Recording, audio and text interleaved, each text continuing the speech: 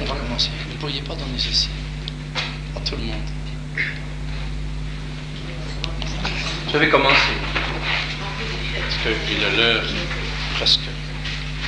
Je dois excuser monsieur le curé, qui est grippé. Ouais, je viens de passer chez lui, il m'a dit je ne saurais pas bouger, il s'est fait remplacer. Pas bien. Oui. Vous n'avez pas pris vos lunettes. Ça n'est rien, vous m'écouterez. C'est des petits papiers pour vous aider à suivre un peu ce que c'est. Merci. Vous connaissez. Faire une petite prière. Le pape a composé une prière pour le grand jubilé. Je vais en lire quelques extraits. Au nom du Père et du Fils et du Saint-Esprit. Amen. Seigneur notre Dieu, dans ta bonté, tu nous appelles et nous marchons vers toi, dans la joie d'un cœur purifié, pour entrer dans le nouveau printemps de l'Église par la porte sainte du grand jubilé. Ô Christ, viens au secours de notre peu de foi. Toi seul donnes un sens à notre vie. C'est toi le cœur de l'Église, c'est toi l'unique sauveur du monde, hier, aujourd'hui et pour toujours. Il nous a semblé, au petit groupe qui réfléchit, comme on dit, que ce ne serait pas mal qu'il y ait un peu de formation pendant le carême et même la suite.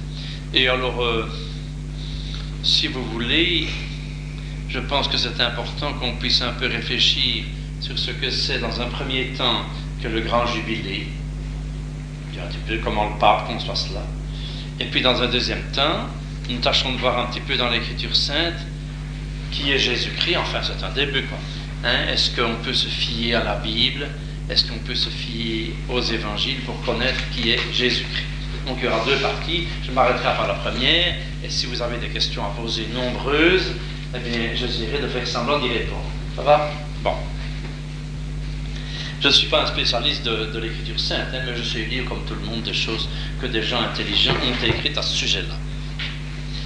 Alors, nous sommes en train de préparer l'an 2000, et le pape a écrit en 1994 une très belle lettre qui n'est pas difficile à lire, qui s'appelle « À l'approche du troisième millénaire », Tertio Millennio Adveniente. C'est une lettre apostolique. Et nous fêtons des anniversaires. Je pense que pour les chrétiens, le temps, c'est quelque chose d'important. Et si vous voulez bien réfléchir une seconde, le temps pour nous, c'est tout autre chose que pour des bouddhistes ou pour des hindous, par exemple. En Inde, les monnaies, je suis allé en 1978, j'ai vu le père de gris, les monnaies portent une roue avec des rayons. C'est un symbole bouddhiste, qui signifie que ça n'a ni commencement ni fin, si vous voulez. Un éternel recommencement. Ou un serpent qui se mord la queue, si vous voulez. Pour le chrétien, c'est tout à fait différent. Ce n'est pas un éternel recommencement, c'est une espèce de flèche tendue vers un avenir. Alors, le pape a eu cette idée-là dès le début de son pontificat. Il s'est dit, tiens, c'était en 78, vous vous souvenez, l'idée de préparer le jubilé de l'an 2000. Et il a raconté ceci. Ces jours-ci, c'était à l'hôpital de Gemelli en 94, n'est-ce pas, quand il avait fait une chute, je pense. Oui.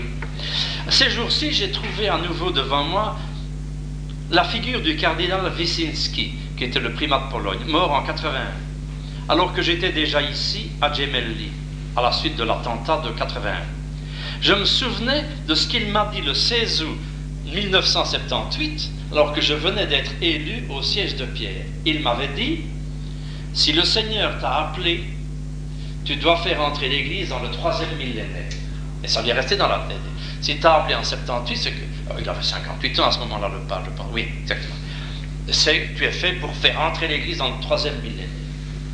Depuis lors, il en a parlé souvent dans des homélies, dans différentes encycliques, etc. C'est important. Alors, je me dis ceci, n'est-ce pas? C'est que s'il n'y avait pas la perspective du troisième millénaire et du jubilé que nous allons célébrer comme chrétiens, eh bien, nous donnerions tout à fait dans le panneau du nouvel âge Vous savez bien qu'on dit qu'à partir de l'an 2000, c'est le nouvel âge, c'est l'ère du Verseau, etc. Hein. Et s'il n'y avait pas cette perspective religieuse et paisible, eh bien, nous risquons de tomber dans le millénarisme, de retrouver, et on le fait abondamment dans toute une série de littératures, de retrouver, n'est-ce pas, les craintes qu'on avait eues en l'an 1000, etc., et de préparer une sorte de panique à la perspective d'une fin de quelque chose. Heureusement, le pape nous donne une perspective religieuse, paisible et sereine. Notre religion est une religion historique. On peut insister là-dessus. Elle a un fondement qui est Jésus-Christ et l'incarnation. Une religion historique. Quand on a compris ça, on est ça pas mal. Monseigneur Charles, qui était le recteur de la basilique de Montmartre à Paris, disait que dans le credo, c'est bien la phrase qu'il aimait le mieux. Il a souffert sous Ponce Pilate. C'était ça. Parce qu'il dit, sous Ponce Pilate, c'est une religion historique, très concrète, on peut le situer dans le temps. Hein. Et pour lui, c'était le signe vraiment que notre religion était fondée sur des événements que l'histoire peut démontrer. Alors le texte de cette lettre, le pape l'a écrite dans la douleur. Hein. Il l'a écrite au printemps 94 quand il était à l'hôpital. Il l'a montré à des cardinaux, il a tenu compte de leurs remarques, etc. Et il en a fait ce beau texte plein d'espérance. Moi je me dis ceci, j'ai eu l'an dernier la chance, avec les deux séminaristes qui sont ici, d'être reçu le 26 janvier, par le pape Jean-Paul II. On était en voyage à Rome, avec le séminaire de Namur. Et je me suis dit, cet homme qui souffre physiquement, marche un peu lourdement, mais la tête est bonne. Je me dis, cet homme est plein d'espérance. Quand on vient dire que c'est une fin de règne, et quand on dit que le pape est nostalgique du passé, qui ronchonne contre tout, c'est tout à fait faux. Si vous lisez ceci, c'est plein de jeunesse, plein d'espérance, dans une perspective qui est au fond très stimulante. Et je suis heureux de voir que l'idée du jubilé mobilise pas mal de gens, et qu'on publie pas mal de choses, et que l'idée que nous avons 3 ans pour nous préparer, eh bien, les chrétiens marchent, si j'ose dire. En tout cas, le pape, n'est-ce pas, est un homme qui est entièrement tourné vers l'avenir. Alors, je voudrais vous présenter un petit peu cette lettre-là, donc dans un premier temps, comme je vous l'ai dit. Alors, je vais faire circuler ce qu'on appelle le logo sur les lettres officielles maintenant de l'Église. Enfin, j'ai reçu une lettre de l'évêque ce matin, il y avait ça sur l'enveloppe, et sur son papier à lettres aussi. C'est le logo pour l'Église universelle. Ça a été fait par une jeune Italienne de 22 ans. Et il est marqué dessus « Jubileum Anno Domini 2000 », Jubilé en du Seigneur 2000. Et puis alors, vous avez le globe terrestre, avec au centre 5 colombes qui représentent les 5 continents, la croix du Christ, puis 5 mots qui sont extraits, non pas de Saint Paul, mais de l'Épître aux Hébreux, dont il n'est pas l'auteur, Christ en latin évidemment, parce que c'est universel. Christus eri, odie semper. Le Christ hier, aujourd'hui et toujours. L'Épître aux Hébreux dit, le Christ, c'est aux Hébreux 13:8, le Christ est le même hier, aujourd'hui et dans tous les siècles. Là, on peut faire circuler ceci. Tâchez de ne pas l'abîmer parce que j'ai envie de le donner à un imprimeur pour qu'il le scanne. Le Christ est le même hier, aujourd'hui et dans tous les siècles. Alors, nous allons célébrer un anniversaire qui est celui de l'incarnation. C'est pas tout à fait juste. Hein. Je pense que Jésus est né en 6 avant Jésus-Christ. Vous avez compte, s'est trompé de 6 ans, le moine qui a fait ça s'est trompé de quelques années. Mais c'est admis une fois pour toutes que le Christ est né en l'an 0, si vous voulez. Enfin, bon, l'an 2000, c'était il y a 6 ans qu'il fallait faire le deuxième millénaire. Bon, ça n'a pas d'importance. Je vous signale que le Christ est un personnage historique et qu'il est au centre de l'histoire. Nous pensons qu'il est au centre de l'histoire, même ceux qui ne le connaissent pas. Si vous assistez, comme j'espère bien, à la vigile pascale, eh bien, quand on grave le cierge pascal, on dit le Christ hier, aujourd'hui et dans tous les siècles, l'alpha et l'oméga, c'est la première et la dernière lettre de l'alphabet, le commencement et la fin. Le Christ au cœur de l'histoire. Et il y a une grande différence, si vous voulez, entre presque toutes les religions et la religion chrétienne. C'est que dans toutes les grandes religions du monde, on voit l'homme qui fait des efforts pour aller à la rencontre de Dieu. Il médite, il se mortifie, il fait des efforts personnels, il a la force des poignets, il monte vers Dieu tant qu'il peut de toutes ses forces humaines, tandis que dans la religion chrétienne, c'est Dieu qui vient vers nous. C'est Dieu qui commence, Dieu qui part à la recherche de l'homme, non seulement qui part à la recherche de l'homme, mais qui le trouve. Non seulement qui lui parle, mais qui le cherche et qui le trouve. Ce n'est pas un effort de l'homme vers Dieu, ce qui est admirable, mais c'est une démarche de Dieu vers l'homme qui vient chez nous, qui parle, qui s'incarne et qui va chercher la brebis égarée. Quand on a compris ça, on comprend déjà pas mal de choses sur le sens de la religion chrétienne. Alors on va fêter un jubilé. Il y a des couples jubilaires tous les ans ici, pour le 50 ans de mariage. Un jubilé. Nous allons célébrer un anniversaire. Alors, je m'inspire d'une... Vous savez, notre évêque a écrit un petit livre, qui est remarquable, Jésus-Christ, le même hier, aujourd'hui, dans tous les siècles. C'est pour l'année 97. L'an prochain, il en fera un sur le Saint-Esprit, l'année suivante sur le Père, oui, et l'année d'après sur la Trinité, qui sera l'année 2000. Alors, accompagne ceci des petites... il y aura 4 fascicules, il y en a qu'un qui est apparu jusqu'à présent, qui permet, si vous voulez, des rencontres comme celle-ci, et qui monnaie un peu les 10 chapitres de l'évêque en 4 grandes rencontres pour des chrétiens qui veulent approfondir. Et je me sers de quelques-unes de ces feuilles-là. Merci. Alors écoutez, et dans la feuille consacrée au jubilé, on pose des questions. À quoi ça sert, un jubilé? Qu'est-ce que ça va changer? Va-t-on voir quelque chose de concret en l'an 2000? Qu'est-ce que ça va voir avec la pastorale de nos paroisses? Le jubilé de l'an 2000. Jésus a-t-il voulu tout ça? Dans le temps, ça servait à obtenir des indulgences. J'en dirai un petit mot tantôt si vous voulez. Je n'en ris pas d'ailleurs. Comment se fait-il que j'ai dû attendre 45 ans pour qu'on me parle de l'existence des jubilés? L'Église va-t-elle remettre ses dettes? Va-t-elle réagir contre la dette du tiers-monde, etc.? Vous allez voir pourquoi on pose ces questions.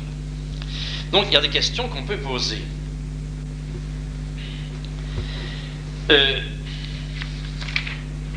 L'homme se souvient des événements de sa vie. On peut fêter un anniversaire, les prêtres fêtent l'anniversaire de leur ordination, l'anniversaire de leur naissance, etc., l'anniversaire de mariage. Ça remonte très loin. Vous connaissez bien dans Saint Luc le passage où Jésus fait une homélie sur un texte d'Isaïe. Il fait semblant de choisir, d'ouvrir le livre, mais il savait ce qu'il voulait. Alors il lit un très beau passage dans la synagogue de Nazareth, qui était la ville où il avait grandi.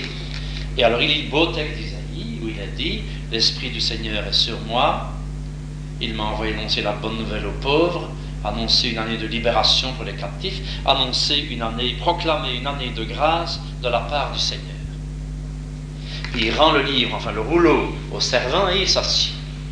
Alors c'est comme quand on a lu un texte de l'Évangile, parfois vous vous dites, qu'est-ce qu'il va raconter le vicaire aujourd'hui, ou le curé? Qu'est-ce qu'il va encore bien dire là-dessus? Alors on attend, il y a un moment de silence, et on le regardait, tous avaient les yeux fixés. Et Jésus a dit cette phrase extraordinaire, cette parole que vous venez d'entendre, c'est aujourd'hui qu'elle s'accomplit. Ça veut dire, c'est moi qui ai reçu l'Esprit Saint pour annoncer une année de grâce, et annoncer une année de liberté à ceux qui sont captifs. Les Juifs comprenaient bien ce que ça voulait dire. Tous les 7 ans, il se passait quelque chose. Il y avait ce qu'on appelle une année sabbatique. Sabbat, c'est le samedi. C'est le 7e jour pour eux. Non, c'est le... Oui, enfin, c'est le premier jour. C'est le premier jour. Pour nous, le premier jour, c'est le dimanche. Pour les musulmans, c'est le vendredi. Non, le sabbat. Alors, tous les 7 jours, tous les 7 ans, il y avait une année sabbatique. C'était une année spéciale. Après une semaine d'année, si vous voulez, eh bien, on faisait des choses qui sont prévues dans les livres saints. On disait qu'il fallait laisser reposer les terres pendant 1 an, on les laissait en friche.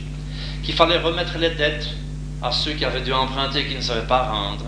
On remettait toutes les dettes. Qu'il fallait libérer les esclaves, des gens qui s'étaient vendus parce qu'ils n'avaient plus payé leurs dettes, et on les libérait automatiquement. Des chrétiens aujourd'hui disent, est-ce que ce ne serait pas l'occasion, en l'an 2000, de remettre en tout ou en partie l'énorme dette extérieure que les pays du tiers-monde ont à l'égard des pays riches d'Amérique du Nord ou d'Europe. Les pays d'Amérique latine demanderaient qu'on remette une partie ou toute la dette extérieure. Et il y a tout un mouvement chrétien qui dit ce serait l'occasion de faire un geste. Enfin, tous les 7 ans. Alors 7 fois 7, ça fait 49. Suivez-moi bien. Alors tous les 50 ans, il y avait une année jubilaire.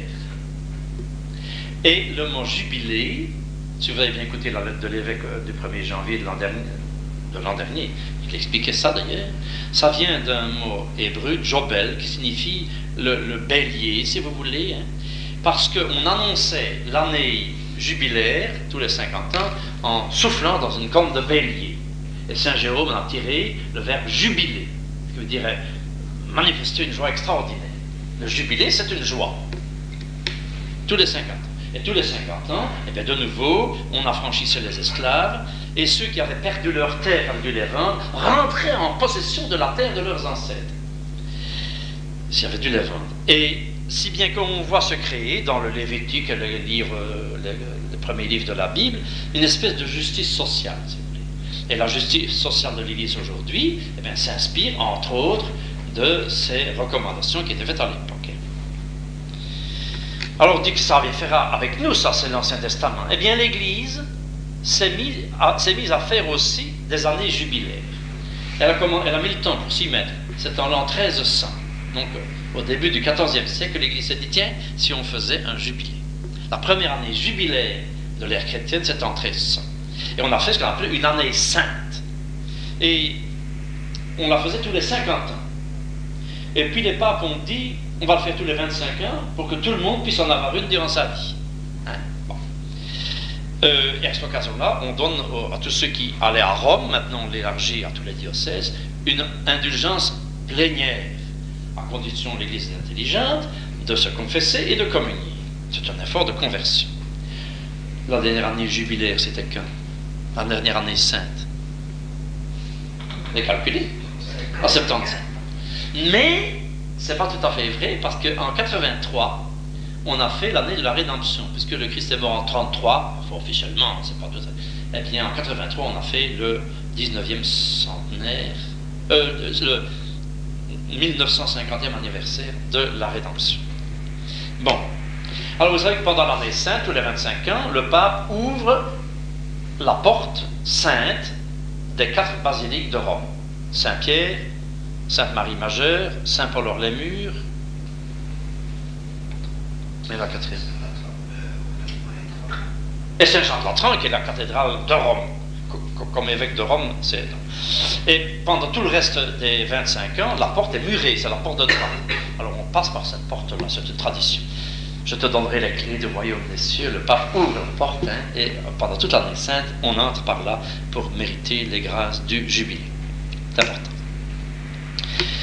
À quoi ça sert un jubilé? D'abord à nous réjouir. Jubilé, c'est ça. Hein, à nous réjouir de voir toutes les énergies du salut, dit le pape, dont nous disposons. Mais le jubilé de l'an 2000, le pape a insisté sur une chose qui lui vient fort à cœur, essayer de réaliser, au moins partiellement, l'unité entre les chrétiens. Le grand rêve du pape, c'est d'arriver à ce qu'on ait aplané beaucoup de difficultés entre les chrétiens d'ici l'an 2000. Vous voyez? Bon. Donc il y a un souci écuménique qui est dans toute sa lettre. Alors le pape a proposé qu'on s'y prépare. Hein. Un jubilé, on s'y prépare. Hein. Un anniversaire, ça se prépare, évidemment. Hein. Les gens veulent avoir tout de suite. Hein. Moi, c'est dans 3 ans. C'est pas maintenant, c'est dans 3 ans. Le cardinal d'Arnay, c'est très amusant, il dit que quand j'étais gamin, dit-il, je demandais pour avoir un vélo, et on me disait, tu l'auras dans 3 ans. J'attendais 3 ans. Maintenant, dit-il, excusez-moi pour les parents, hein, qui sont parfois avec un bon cœur, mais trop bon, on offre un vélo à l'enfant avant même qu'il ait eu le temps de le désirer. Donc ça vient tout de suite, on n'a même pas eu le temps de le désirer. L'important, c'est le désir. Qu'on ait du temps entre le désir et la réalisation. Ça, c'est tout à fait, c'est élémentaire. Ben, nous allons désirer l'an 2000. J'espère que le pape sera encore là pour nous y conduire. On est dans un monde où il faut tout de suite. Hein. On zappe à la télévision et on chipote. Il faut immédiatement tout et tout de suite. Nous allons nous y préparer. Alors, il y a eu beaucoup de petits jubilés locaux, hein, en Russie, en Allemagne, en France l'an dernier, le 15e centenaire de l'évangélisation de la France. Enfin, le pape, à ce sujet-là, n'est-ce pas, dit que il y a des images très belles, hein, Il dit voilà.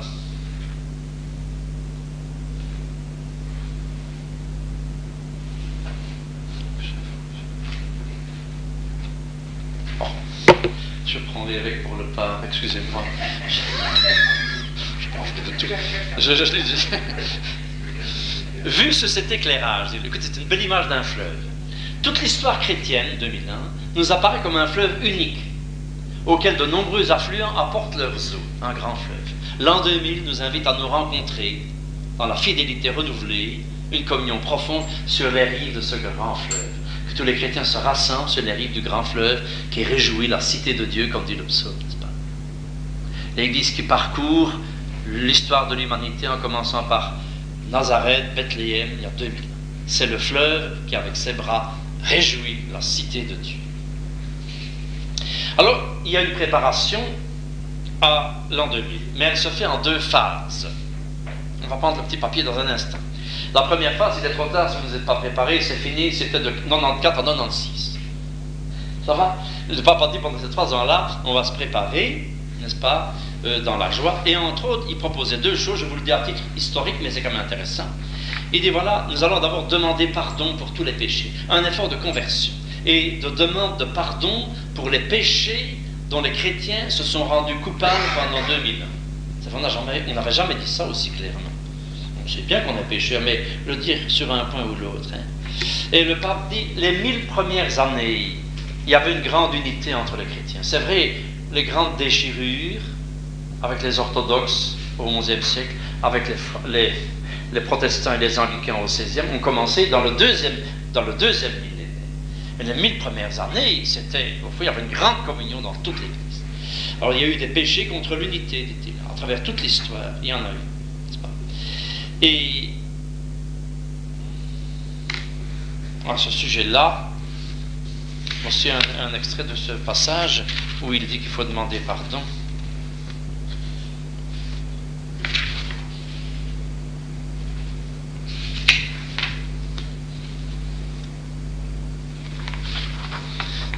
Un instant, que je retrouve ma référence.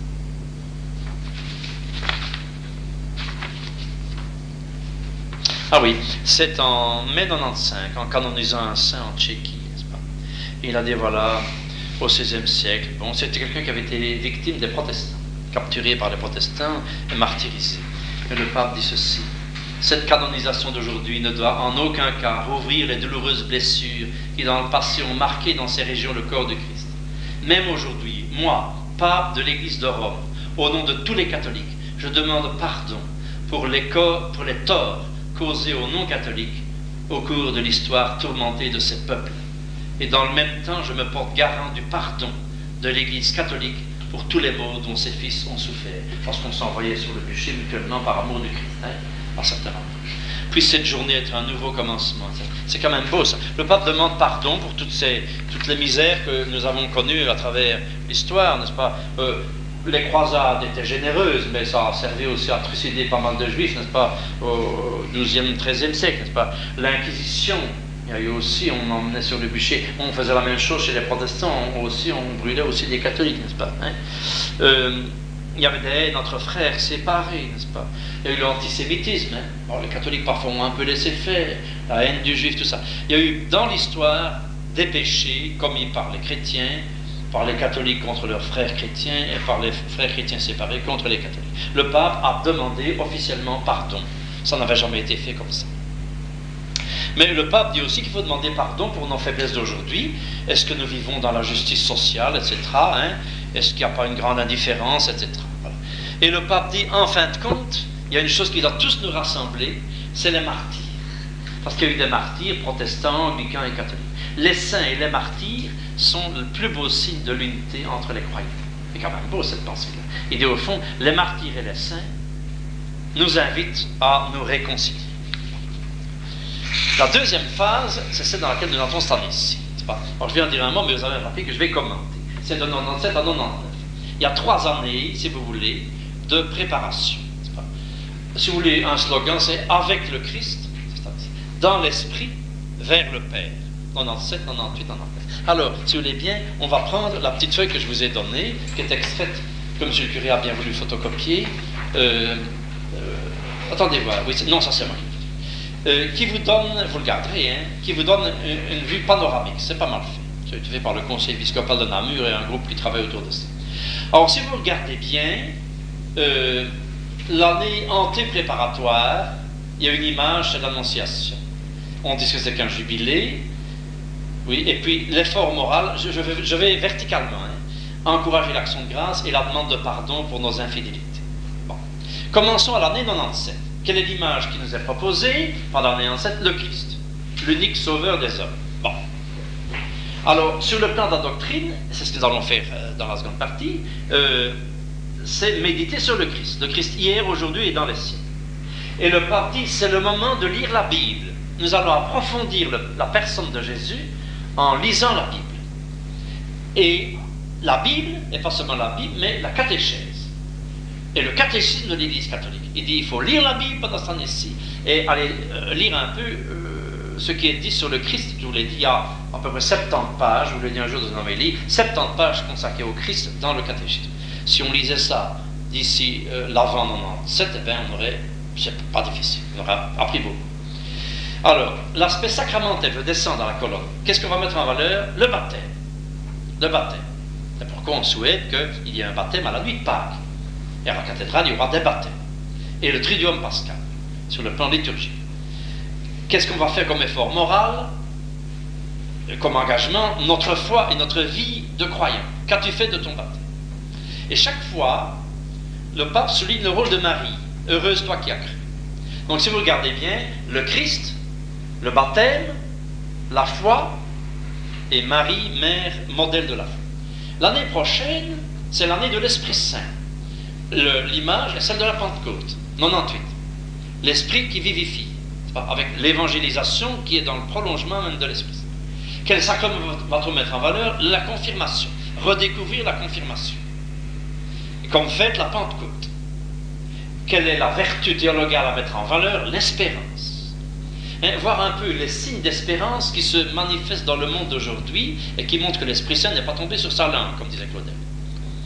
Et Marie, qui a été toujours fidèle à l'Esprit, n'est-ce pas? Elle que l'Esprit Saint a couverte de son nom. En 99, c'est l'année du Père, avec l'idée du Fils prodigue qui revient à la maison du Père. C'est ça l'idée. Au fond, c'est remarquable. C'est donc une structure trinitaire. Hein? Christ, Esprit, Père. Le Père miséricordieux, avec le retour du Fils prodigue vers la maison du Père. C'est pourquoi le sacrement à mettre en valeur, c'est le sacrement de la réconciliation, la conversion du Fils. Laissez-vous réconcilier. Et on insistera sur le carême, qui est le temps de conversion. La vertu théologale, la charité, à l'égard de Dieu, à l'égard du prochain. Et on vous donne là de belles choses, et on dit que l'Église doit se soucier particulièrement des plus petits, des pauvres, des marginaux, d'une véritable solidarité effective. Amour de Dieu et amour du prochain. Solidarité sur le plan international, entre autres. Et Marie sera le modèle de la charité. Elle qui disait, Cana, faites tout ce qu'il vous dira. Elle se met en route rapidement par sa cousine Élisabeth. Alors, l'année jubilée proprement dite, l'an 2000, la grande année, on propose l'agneau mystique de Vanneille parce qu'on voit l'image de la Trinité. Alors, sera centré sur la Sainte Trinité, n'est-ce pas? Et les trois ne font qu'un.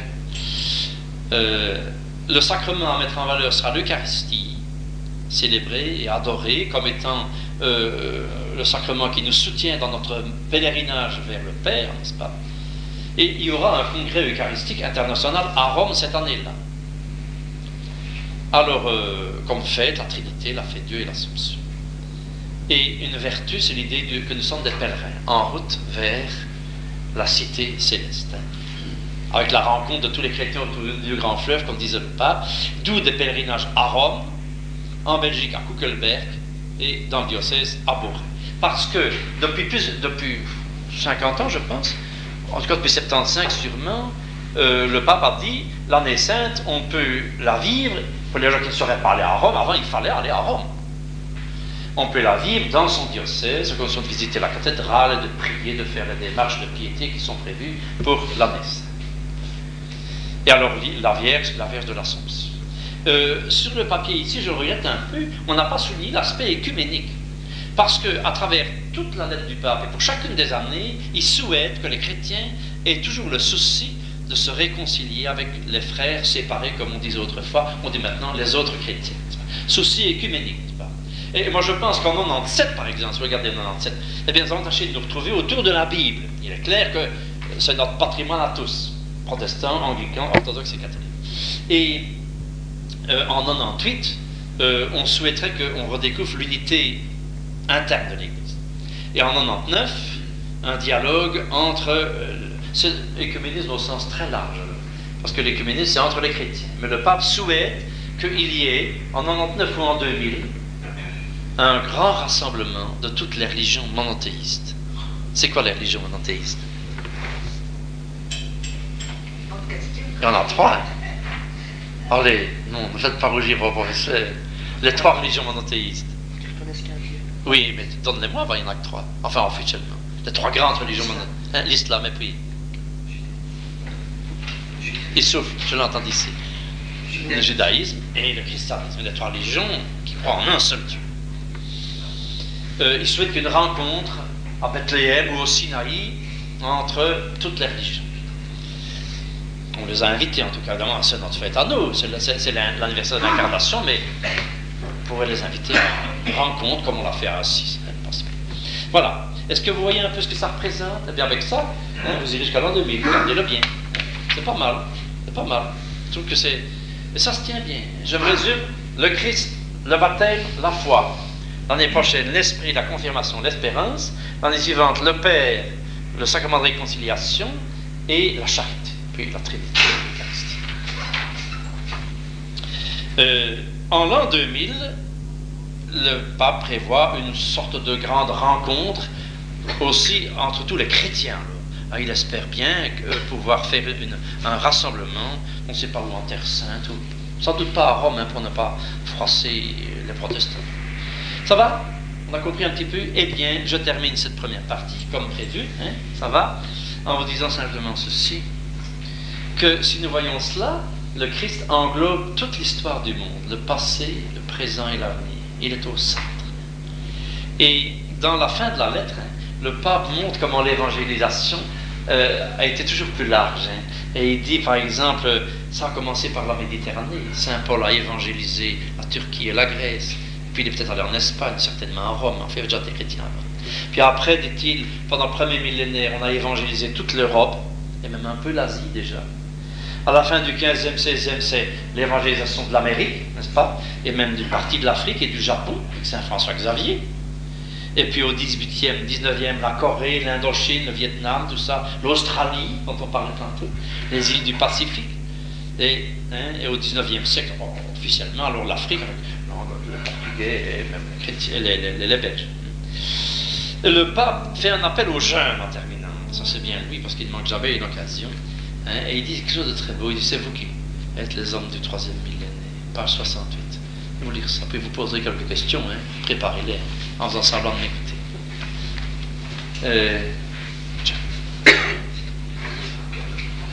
Je tombe encore.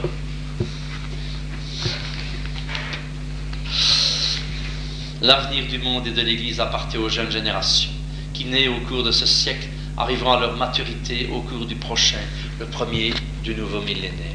Le Christ attend les jeunes, comme il attendait le jeune homme qui lui posa la question, que dois-je faire de bon pour obtenir la vie éternelle? Ce texte-là, le pape l'aura commenté des dizaines de fois. Il a écrit une lettre aux jeunes sur ce thème du jeune homme riche. Que dois-je faire de bon? Les jeunes disent, qu'est-ce qu'il faut faire?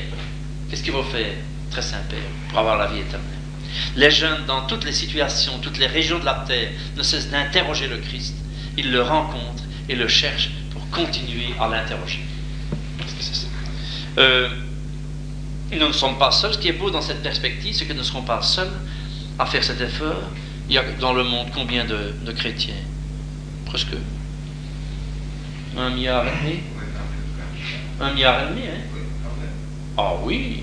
Et de catholiques autant que de musulmans, donc c'est à peu près dans les 900 millions, je crois. Oui, il y a plus qu'un milliard. Je parle de tous les chrétiens. Ça approcherait même de 2 milliards, je crois, le nombre de chrétiens, sur 6 milliards, quoi. Un tiers à peu près. Et dans les 2 milliards, il y aurait, je pense, 1 million de catholiques, un petit million de catholiques. Nous ne sommes pas seuls, il y a là un effort extraordinaire, et c'est beau. Écoutez, aux gens d'aujourd'hui qui sont braqués sur du trou et toutes nos misères, n'est-ce pas, et hospital, c'est toutes les affaires, et les bus de Wallonie, qui ne voient plus des choses réelles. On ne parle plus que de misère. Hein, et il est bon qu'on nous donne une perspective qui nous aide à regarder un peu plus loin, pas pour oublier nos misères, regarder très loin et avoir de l'espérance. Le chrétien est quelqu'un qui attend, a besoin d'avoir un grand souffle d'espérance dans un monde qui vit au jour le jour, braqué sur les événements. Notre religion est historique, et elle s'appuie sur un événement historique qui est la naissance de Jésus, n'est-ce pas? Et nous allons la commémorer par un anniversaire. C'est l'occasion de nous convertir, de demander pardon et de nous réjouir. Bon, je m'arrête ici. Alors, sur ce...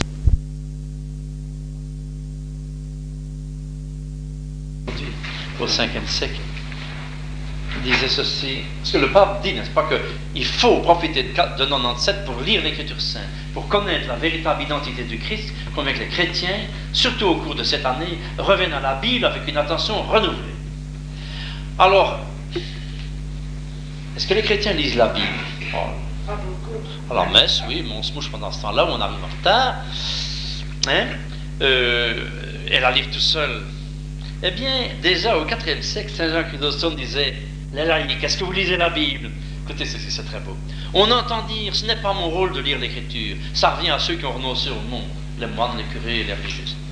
Eh bien, moi, je vous dis que vous avez plus besoin de l'Écriture que les moines. Je dis ça à vous, sauf aux séminaristes et c'est l'abbé du ciel. Eux, ce qui les préserve, c'est leur genre de vie. Vous, au contraire, vous êtes en plein cœur de la mêlée. Vous êtes exposés sans relâche à de nouvelles blessures. C'est pour cela que vous avez besoin de l'Écriture. Un besoin continuel pour y puiser la force. Il y a 1600 ans qu'il a écrit ça. Beaucoup me diront: et les affaires, et le travail, et la télévision. Beau prétexte, en effet. Vous discutez avec vos amis, vous allez au spectacle, vous regardez des rencontres sportives, vous allez au football. Bien. Alors, dès qu'il s'agit de vie spirituelle, vous estimeriez qu'on est dans des choses sans intérêt. Ah, j'oubliais, il y a encore une autre excuse. Nous n'avons pas de livre. Que l'on me dise cela ne mérite qu'un éclat de rire. Pourtant, il n'y a pas encore l'imprimerie au IVe siècle. Hein? Non, on a des Bibles comme on veut. Nous allons essayer de fréquenter un peu la Bible pendant cette année. Je souhaite que vous puissiez la lire un petit peu, de temps en temps. Ne fût-ce que 20 lignes chaque jour. Vous me poserez des questions. Seulement, tiens, remets ça là-bas dans la farde. Merci beaucoup. Voici les questions que les gens pourraient poser à ce sujet-là. Dieu, c'est dans la petite farde qui accompagne le livre de Monseigneur. Dieu parle. Comment est-ce qu'on peut discerner que c'est lui qui parle? Est-ce qu'on est sûr que c'est Dieu qui parle dans la Bible? Oh, on raconte tant de choses, monsieur l'abbé. Et si jamais j'allais prendre pour vrai ce qui est faux, hein, dans la Bible, c'est beau la Bible, dira-t-on. Mais à part l'histoire du bon pasteur et du fils prodigue, moi j'y comprends rien. Je ne comprends rien à la Bible. C'est une belle histoire, mais est-ce qu'on devrait bien s'occuper de ce qui se passe aujourd'hui? C'est ce qu'on entend dire. Qu'est-ce qui va me donner une clé pour lire la Bible? Je ne sais pas lire tout seul. Comment est-ce que je vais comprendre? Autrefois, on interdisait aux catholiques de lire la Bible, mais attendez, ils n'en lisent pas assez, etc. Eh bien, je voudrais vous montrer, n'est-ce pas, 7 points concernant la Bible. La première chose, c'est que la Bible est une bibliothèque. Alors là, vous avez la première. C'est remarquable. Qu'est-ce qui a fait ça? C'est Evelyne Barré qui a fait ça. C'est le petit comité, mais en tout cas, ça n'a l'air de rien. Attention, il n'y a rien de nouveau là-dedans. Mais ce qui m'a bien plu, c'est qu'on a une vue panoramique de la Bible. Alors, pas. La Bible, c'est une bibliothèque. Il y a 72 livres là-dedans. 72, je crois. Tout est là, ancien. Tout est là. Oui, c'est la petite Bible de poche. Et je vous signale que les Bibles catholiques sont les Bibles les plus complètes. Il y a certains livres que les protestants n'admettent pas. Les livres de Tobie ou Esther. Enfin, bon. Regardez un peu. Moi, j'ai mis des couleurs. Parce qu'il faut des couleurs. Si vous regardez la colonne de droite, vous avez d'abord l'Ancien Testament en 4 étapes. Hein. C'est l'ordre des livres dans la Bible, figurez-vous. Ce qu'on appelle le Pentateuque, ça veut dire les 5 livres. Penté, ça veut dire 5. Les 5 premiers livres, qui sont la Genèse, l'Exode. En parenthèse, hein, ça pourra vous aider, parce que parfois dans un article, on marque GL ou bien JL. C'est quoi JL? Jean, c'est Jean, J. Oui. GL, c'est la Genèse. EX, c'est l'Exode. Hein. Beaucoup de gens ne savent pas lire les références en raccourci. 5000 ans. L'Exode, le Lévitique, le Nombre et le Deutéronome. Eh bien, on vous dit là-dedans que dans la Genèse, comme dit Daniel Hobbes, hein, dit le soir, au feu de camp, pendant leur séjour en Égypte, parce que la Genèse a été écrite, non, un peu plus tard quand même, parce que vers le 10e siècle. Les Hébreux se racontaient les origines du monde. Et voici comment, et l'Église a repris cette vision de la création qu'on lit dans la Genèse, hein, au commencement de créer le ciel et la terre, qu'on lit à la nuit de Pâques. Il faut venir à la nuit de Pâques. Le peuple d'Israël scrute son passé, il reconstruit l'histoire des patriarches, ses ancêtres. Le personnage central, c'est Abraham, en 1850, hein, qui est le père du peuple. Puis dans l'Exode, on raconte comment Moïse a conduit le peuple élu à travers, depuis l'Égypte jusqu'à Israël, au XIIIe siècle. Puis le Lévitique, etc. Bon, ce sont les lois liturgiques ou morales.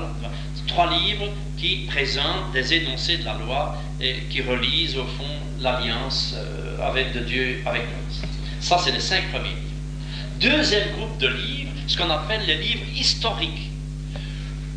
Ce ne sont pas tous historiques au sens où nous l'entendons aujourd'hui, mais enfin quand même, ce sont des livres qui évoquent l'histoire d'Israël depuis Josué, ça fait quand après Moïse, depuis le 12e siècle avant Jésus-Christ, jusque les Maccabées, c'est le premier ou 2e siècle avant, hein?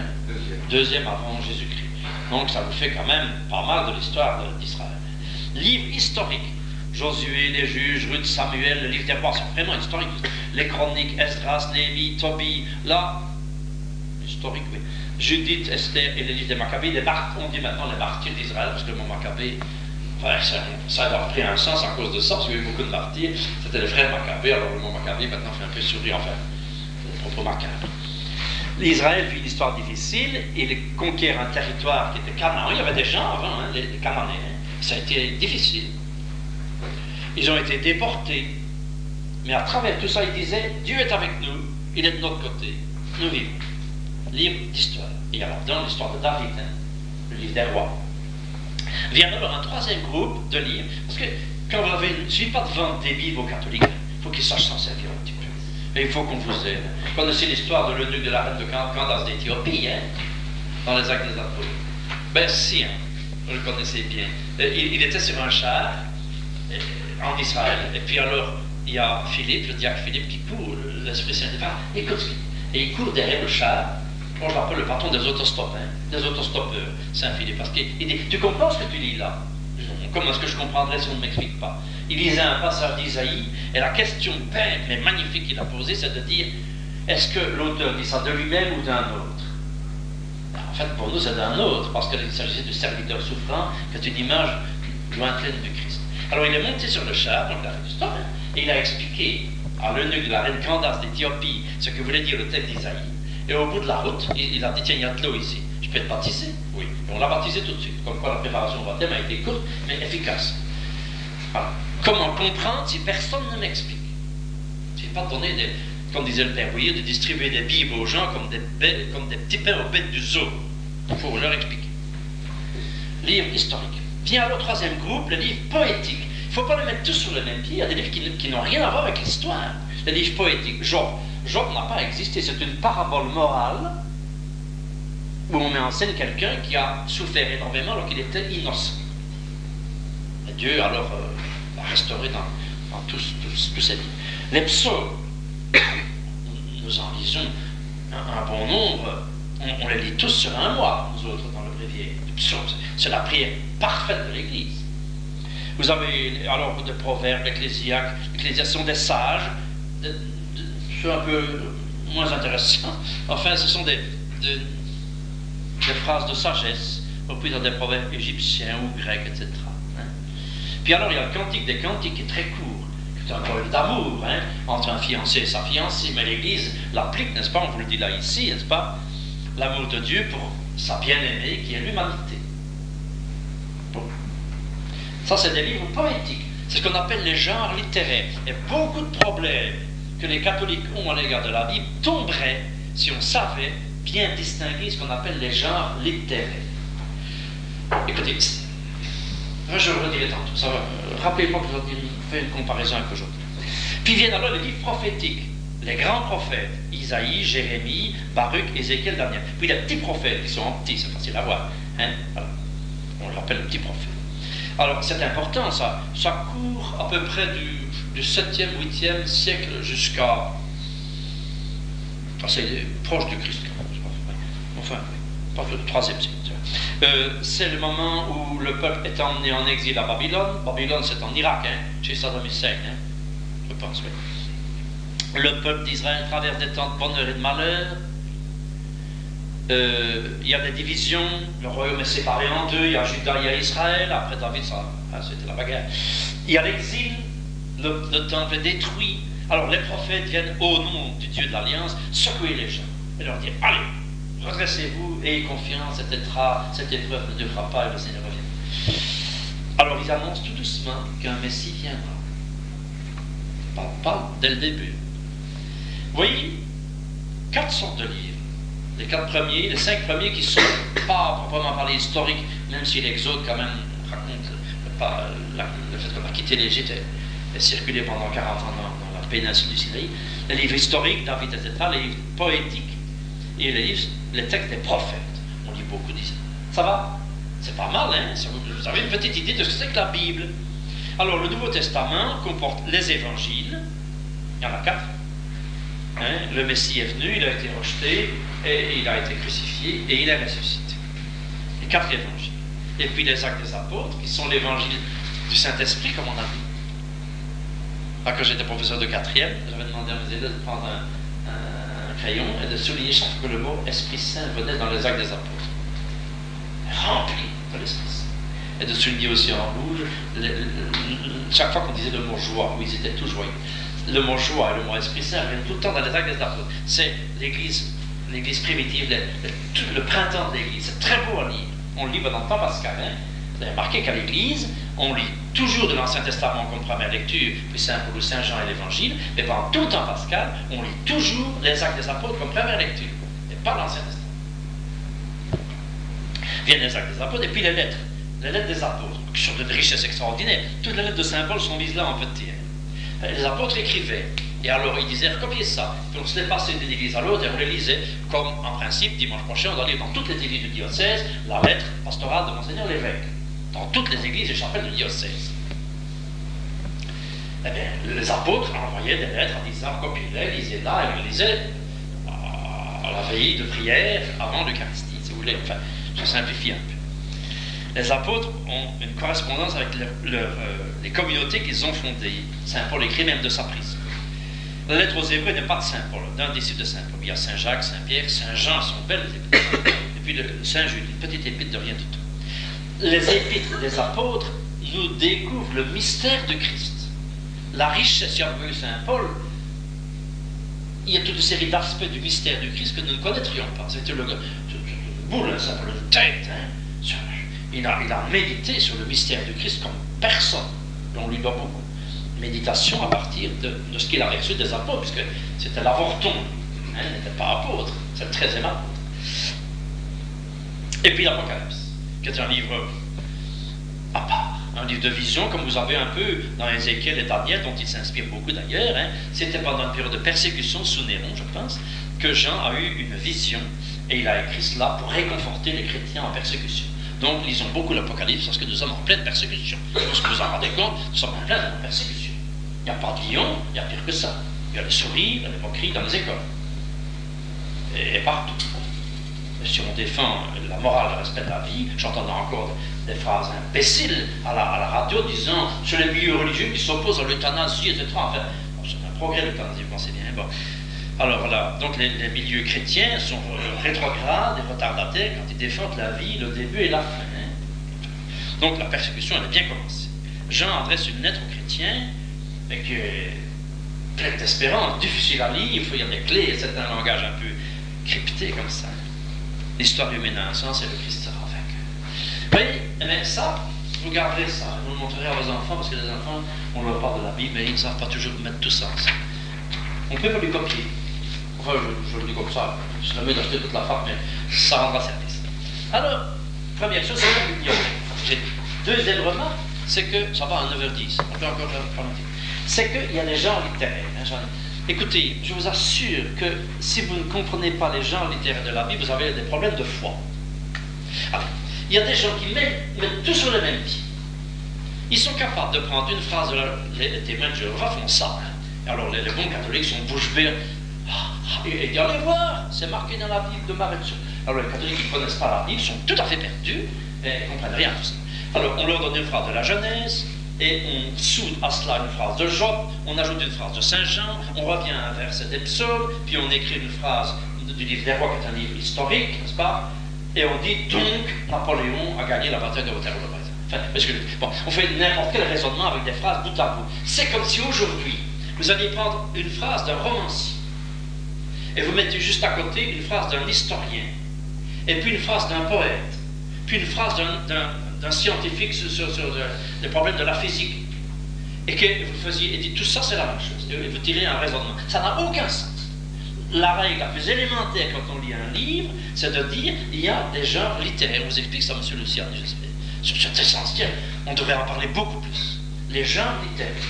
Je vous ai dit ici, les 5 premiers livres qui sont historicaux sans l'aide, livres historiques, poétiques. Si vous ne savez pas ça, vous allez être perdu, vous allez dire mais enfin, on dit ça et l'autre dit autre chose. Mais il faut vous remettre dans le contexte littéraire. Alors, à ce sujet-là, bon, je ne sais pas si j'ai le temps de tout ça. Attendez, dans la fiche numéro 2, oui, c'est quand même pas mal dit. Le Concile a parlé de ces questions-là. Le Concile, dans la Constitution Dei Verbum, sur la parole de Dieu, à laquelle Monseigneur Charus, notre ancien évêque, a collaboré énormément, c'est un épais. On dit ceci. Pour découvrir, c'est un texte du Concile que je vous lis sur comment comprendre l'Écriture sainte. Pour découvrir l'intention des hagiographes, des écrivains sacrés, on doit considérer les genres littéraires. Il faut regarder de façon différente ceux qui sont historiques, les textes qui sont prophétiques, ou qui sont poétiques, ou d'autres genres d'expression. Il faut que l'interprète cherche le sens que l'auteur sacré, dans les conditions de son temps, dans l'état de sa culture, en employant les genres littéraires qui étaient en usage de son temps. Par exemple, l'histoire de Job, c'est une parabole.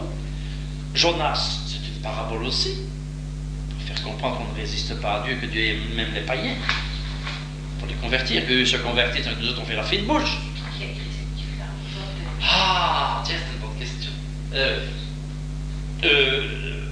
Anonyme.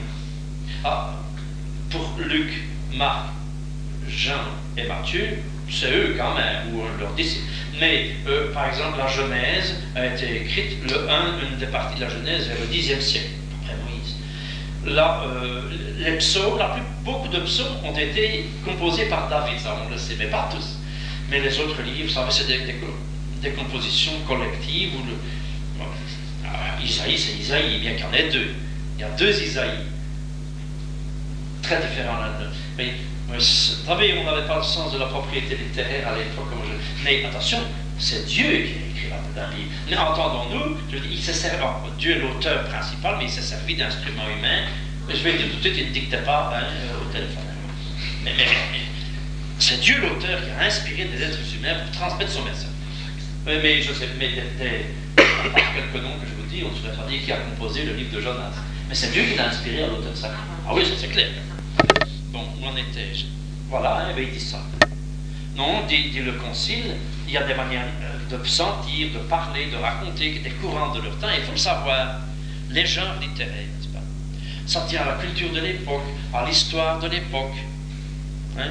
Chaque livre est comme une caisse de résonance. Quand on écrit au XIIe siècle avant Jésus-Christ ou au Xe siècle avant Jésus-Christ, eh bien, on fait vibrer la culture du Xe siècle. Comme si vous écrivez aujourd'hui, pour comprendre un livre d'aujourd'hui, il faut savoir un peu dans quel climat nous vivons. Et on dirait, qu'est-ce qu'ils avaient les Belges en 1996-97? Il y avait un gros problème. Enfin, il y a un climat. Seulement, attention, vous me direz, oh, l'Ancien Testament, c'est des tueries, c'est des violences. Il ne faut pas croire que parce que c'est dans la Bible, ça voudrait dire que Dieu justifie toutes les tueries et les vengeances, œil pour œil, dent pour dent, c'était comme ça. Le peuple était comme ça. Il faut tenir compte de la mentalité de l'époque. Et il y a beaucoup de péchés dans l'Ancien Testament, dans le Nouveau aussi d'ailleurs, et aujourd'hui encore d'ailleurs. Mais, moi j'aime bien dire ceci. L'Ancien Testament, qu'est-ce que c'est? C'est l'histoire des amours orageuses entre Dieu et son peuple. Dieu s'est fiancé à son peuple élu. Hein? C'est ça. Dieu parle comme un amoureux, hein, et le peuple comme son épouse, sa fiancée. Dieu, je te fiancerai à moi pour toujours, livre d'Osée. Dieu est tombé amoureux de l'humanité. Mais l'amour dans le ménage, ça n'allait pas tout droit tous les jours. Il y a eu des orages. La femme part, elle claque la porte. Et puis, j'irai au désert, je la reconduirai, elle reviendra, elle reviendra. Des amours orageuses, avec des moments de tension, de dispute. C'est rempli de péchés. Les relations entre Dieu et son peuple ont été orageuses. C'est pourquoi il ne faut pas s'étonner qu'il y ait des péchés. J'espère qu'en disant ça, je vous calme si vous êtes scandalisés par certains passages violents de mes péchés. Des amours orageuses entre Dieu et son peuple. Mais ils ne se sont jamais quittés qu'un fait. Je vous invite à tourner la page que vous avez là, mais je ne vais pas lire ça, hein, mais vous l'aurez. Voilà. Voilà à montrer là aussi aux enfants. Je suis sûr que j'ai montré ça hier à quelqu'un, un groupe de prière, lever la main pour dire « Oh, mais il faut montrer ça !» On dit n'importe quoi à nos enfants. Bon. Vous avez un petit résumé de l'histoire, ça. Je ne vais pas lire ça. Mais regardez, il y a Abraham, 1850, et les patriarches, Isaac, Jacob, l'histoire de Joseph en Égypte. Non. Vous avez la deuxième colonne, Moïse et l'Alliance, avec Pharaon, etc. Hein? Et puis Moïse qui fait sortir le peuple d'Égypte. Vous avez la conquête de Canaan, ça va de 1250 à l'an 1000, avant Jésus-Christ donc. Hein. Il a fallu chasser, ou en tout cas occuper les territoires occupés par les Cananéens. Israël a une terre, et il dit maintenant c'est à moi, c'est pas aux Palestiniens qui sont venus après coup. Et puis alors, en l'an 1000, vous avez eu David. Hein. David c'est le 10e siècle, c'est facile à retenir. David, hein, le roi David. Vous avez le roi et son successeur Salomon, la construction du temple, et puis aussitôt après, le royaume est divisé, vous pourrez lire ça si ça vous intéresse, hein. Et puis alors il y a l'exil, on va déporter une partie du peuple à Babylone. Et c'est alors que les prophètes se lèvent, comme je vous dis, qui redonnent confiance et qui stimulent les gens. Le prophète Amos, c'est un homme qui gardait les vaches, hein. Et il a un langage. Et alors il dit vache de passant, il va hurler sur la place de Samarie, pour les riches qui exploitent le pauvre. C'est un langage terrible, hein. Bon, alors vous avez, donc c'est l'occupation. Dans les derniers siècles, ils sont occupés par les Assyriens, puis par les Grecs, et puis par les Romains. Et puis alors vient Jésus de Nazareth, je n'ai rien à vous apprendre à ce sujet-là, hein, qui parle de Dieu comme son Père, Abba, Papa. Il est le Messie, il meurt sur la croix. Puis le premier chrétien, ce Jésus est ressuscité. Le Christ ne se répand, on le persécute. Mais c'est alors que ça va bien, puisque le sang des martyrs est une semence de chrétiens. Et pendant une bibliothèque, les genres littéraires, il faut tenir compte de l'époque dans laquelle ça a été écrit et des coutumes. Je ne sais pas un cours d'histoire, hein, mais si on a des problèmes, il faut un tout petit peu comprendre. Troisième remarque que je fais, attention, malgré tout cela, c'est la parole de Dieu. Ce livre est la parole de Dieu. La parole de Dieu. Saint Jérôme disait, ignorer les Écritures, c'est ignorer le Christ. La parole de Dieu. Mais attention, Dieu n'a pas été dicté sa parole à quelqu'un qui prenne un ordre. Mahomet prétend que le Coran, qui est le livre saint des musulmans, Dieu le lui a dicté, mais mot à mot, dicté. On ne peut pas toucher un mot. On n'a jamais dit ça pour Saint-Luc. Je sais que parfois, on représente Saint-Luc qui tend l'oreille comme ça, et un petit ange qui lui souffle quelque chose et il écrit. Bon, c'est une image, évidemment. C'est-à-dire que Dieu a inspiré l'auteur sacré. Mais seulement, Dieu se sert du style de Saint-Luc ou du style de Saint-Jean, et il respecte son tempérament. Et c'est ça qu'il faut comprendre. Hein. L'inspiration, c'est pas une dictée, n'est-ce pas? Monseigneur l'évêque disait à l'aventure au grand séminaire, il ne faut pas croire que la Bible, c'est une espèce de fax que Dieu aurait envoyé, n'est-ce pas, au peuple de Dieu, n'est-ce pas, simplement, un livre tout fait, comme ça, et voilà, à la fin, post-scriptum, ceci est ma parole envoyée à mon peuple. Hein, il avait dit ça à peu près. Je trouve ça très beau, c'est vrai, hein, ma parole adressée à l'humanité. C'est pas comme ça que ça s'est fait. Ça a mis des siècles à se faire, ce livre. Alors, à ce sujet-là, dans toujours le concile, Dei Verbum, la constitution sur la parole de Dieu, n'est-ce pas? Eh bien, on parle de l'inspiration. Écoutez, mais c'est fait, fort. La vérité divinement révélée, contenue dans le livre de l'Écriture, il a été consigné sous l'inspiration de l'Esprit Saint. On ne dit pas qu'il l'a dicté, mais sous l'inspiration, sous la garantie de l'Esprit Saint. Il y a des livres qu'on a rejetés, hein, les apocryphes. L'évangile de saint Thomas, ça me paraît. Il y a des apocryphes qui sont beaux. On raconte plein d'histoires sur l'enfance de Jésus, qui fabriquait des petits oiseaux avec de la terre glaise, et c'est même les oiseaux s'envolaient. Bon, c'est beau. Mais il n'a jamais reconnu ces affaires-là. Hein. C'est plein de merveilleux, en veux-tu, en voilà. L'Église, non, il y a autant de livres reconnus, pas plus. On fait un truc. Consigné sous l'inspiration de l'Esprit Saint. Notre Sainte Mère l'Église, de par sa foi apostolique, juge sacré et canonique, qui font partie de la liste, tous les livres, tant de l'Ancien que du Nouveau Testament, avec toutes leurs parties, puisque rédigés sous l'inspiration de l'Esprit Saint, ils ont Dieu pour auteur. Je réponds à votre question. Enfin, c'est le concile qui répond. Et qu'ils ont été transmis comme tels à l'Église elle-même. En vue de composer ces livres sacrés, Dieu a choisi des hommes, ah oui, avec leur tempérament, auxquels il eut recours dans le plein usage de leurs facultés et de leurs moyens. Ils écrivaient dans leur langue, dans leur style. On reconnaît très bien, ça c'est du Saint Jean, ça c'est du Saint Paul. Pas du tout la même chose. Ils ont leur tempérament, leur marotte, leur cliché. Dieu se sert comme cela. Pour que, lui-même agissant en eux et par eux, il mette par écrit en vrais auteurs tout ce qui était conforme à son désir et cela seul. C'est bien le dessein de Dieu sur l'humanité qui est là manifesté. Ça va? C'est important de comprendre, c'est vraiment la parole de Dieu. Quatrième remarque, toujours sur la parole de Dieu. Où lisons-nous la parole de Dieu? Ben, à la messe. Essentiellement, c'est pas Martin Gray, ni Jacques Brel, ni Khalil Gibran qu'on doit lire à la messe, hein, ni même aux messes de mariage. Hein, c'est l'Écriture. Même pas Sainte Thérèse, ni Saint François. C'est des saints super. C'est pas parole inspirée. C'est l'Ancien ou le Nouveau Testament. Comme nous respectons la parole de Dieu.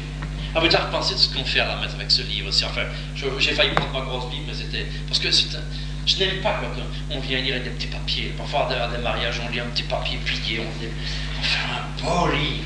Qu'est-ce qu'on fait avec le livre? On le porte en procession. Nous avons des diacres ici, on le porte en procession. Hein? Oui. On l'encense. C'est l'encens qu'on offre à Dieu. On le montre.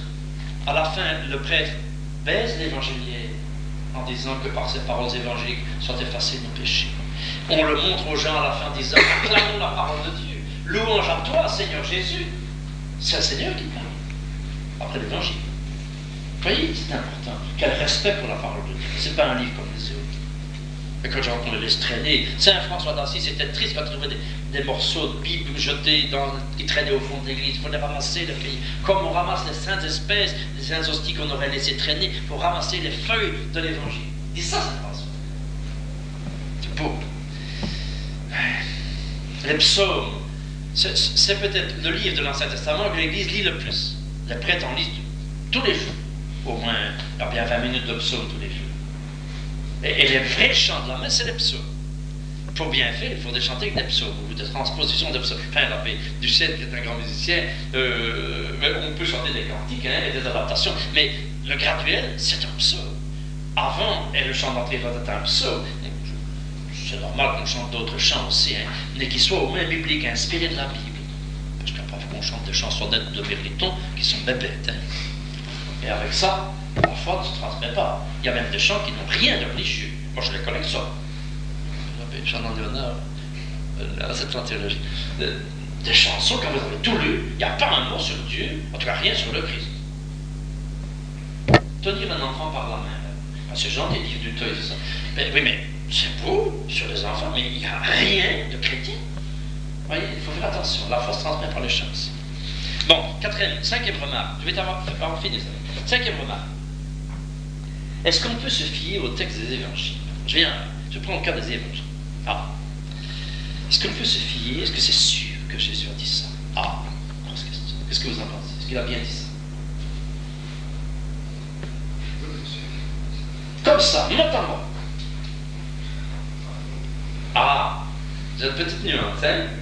Parce que la preuve, c'est que les 4 évangiles disent parfois la même phrase, la même idée, mais avec des mots très différents. Donc, bon, on va un peu expliquer ça. Ça vaut la peine parce que faut pas perdre la foi. Non, ça va répondre, mais c'est super, je comprends un peu mieux. Hein? Jésus a commandé à ses apôtres d'aller prêcher dans le monde entier. Disons comme ça, aujourd'hui, à la messe de la fête de Saint-Amand, c'est un grand apôtre de la Belgique. Un tout grand apôtre, on ne connaît pas, Amand tous. Et les apôtres ont fait ce que Jésus avait dit. Et ils ont transmis aux gens ce que Jésus avait dit. Et aussi ce que le Saint-Esprit leur faisait comprendre à propos de ce que Jésus avait dit. Parce que ce ne sont pas des propos, hein, ce n'est pas d'écriture automatique, hein, les évangélistes.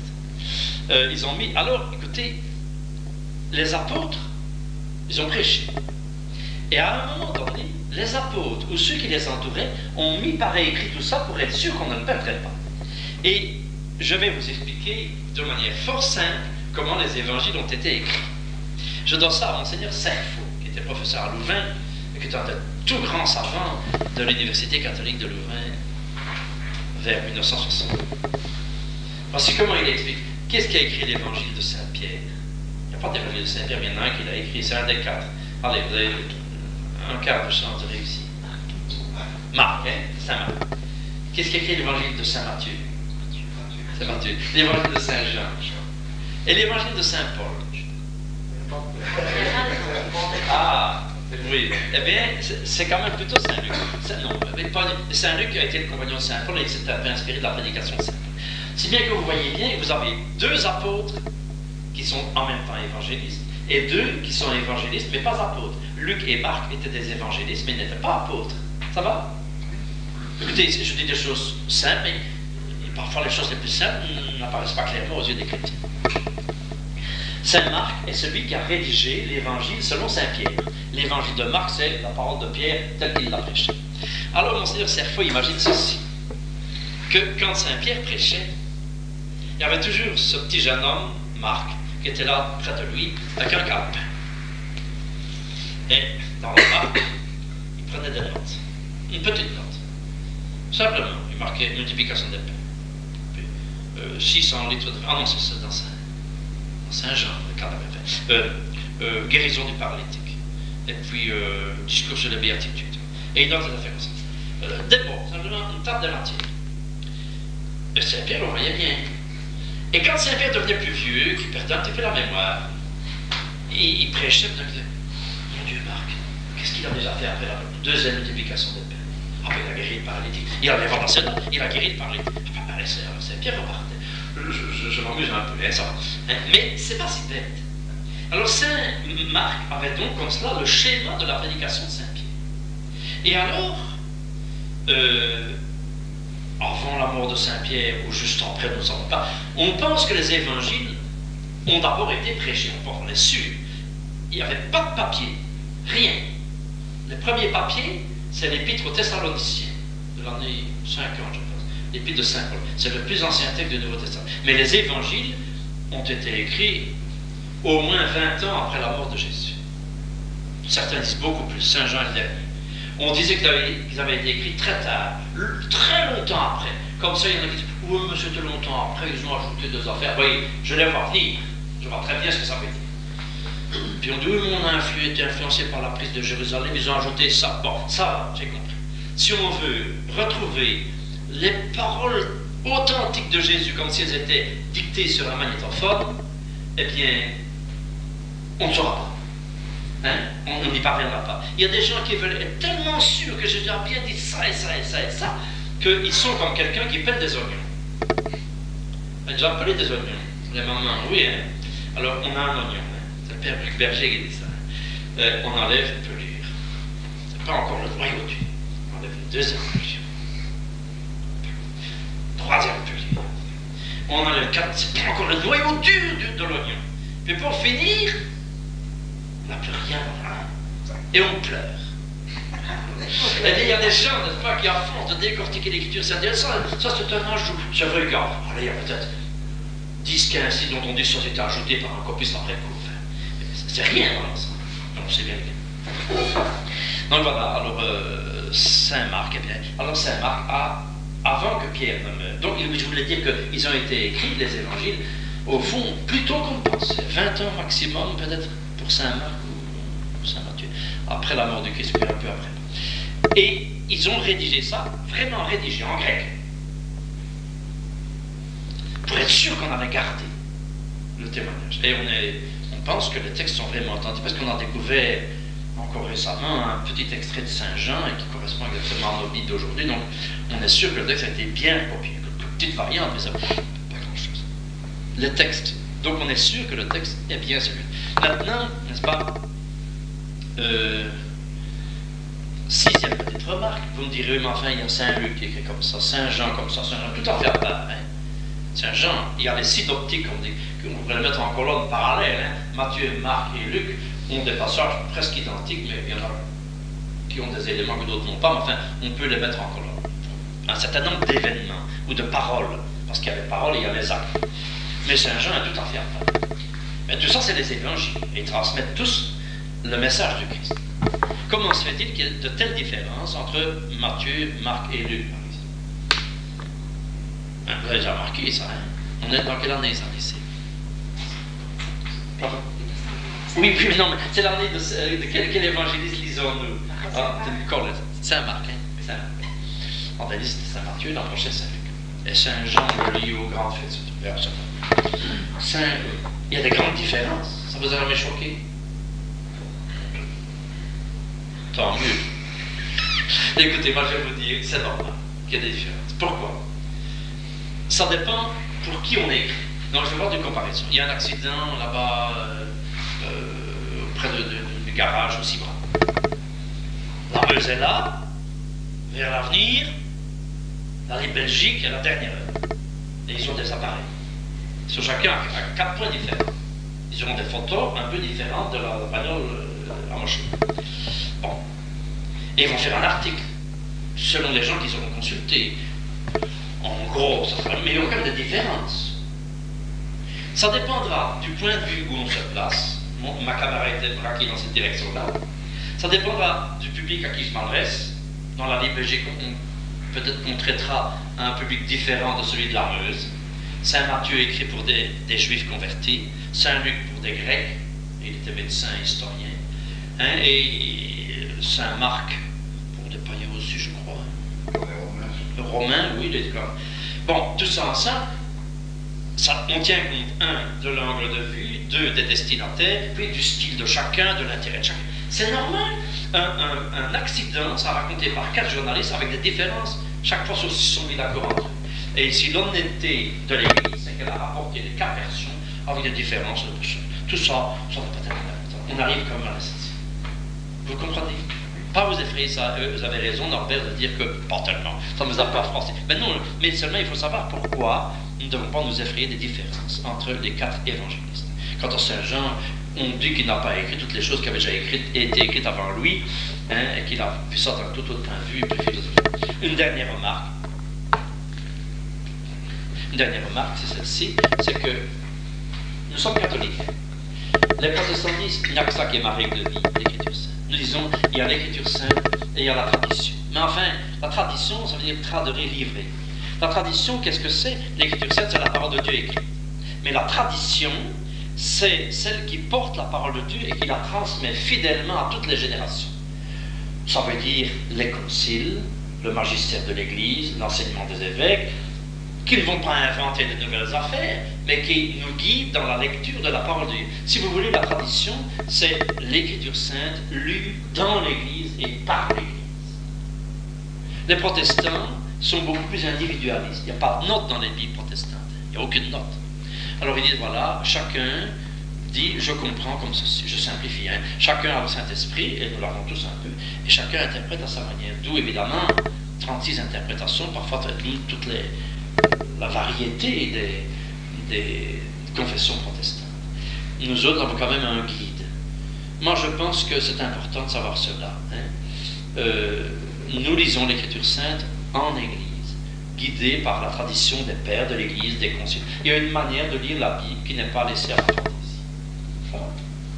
Saint François d'Assise n'était pas un grand théologien. était diacre. Mais il n'a pas fait un doctorat en théologie.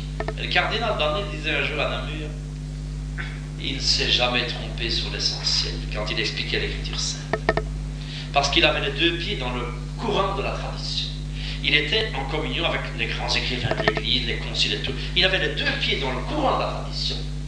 Il s'est trompé sur quelques détails, ce n'était pas un savant, mais sur le fond même de l'interprétation des évangiles, il ne s'est jamais trompé.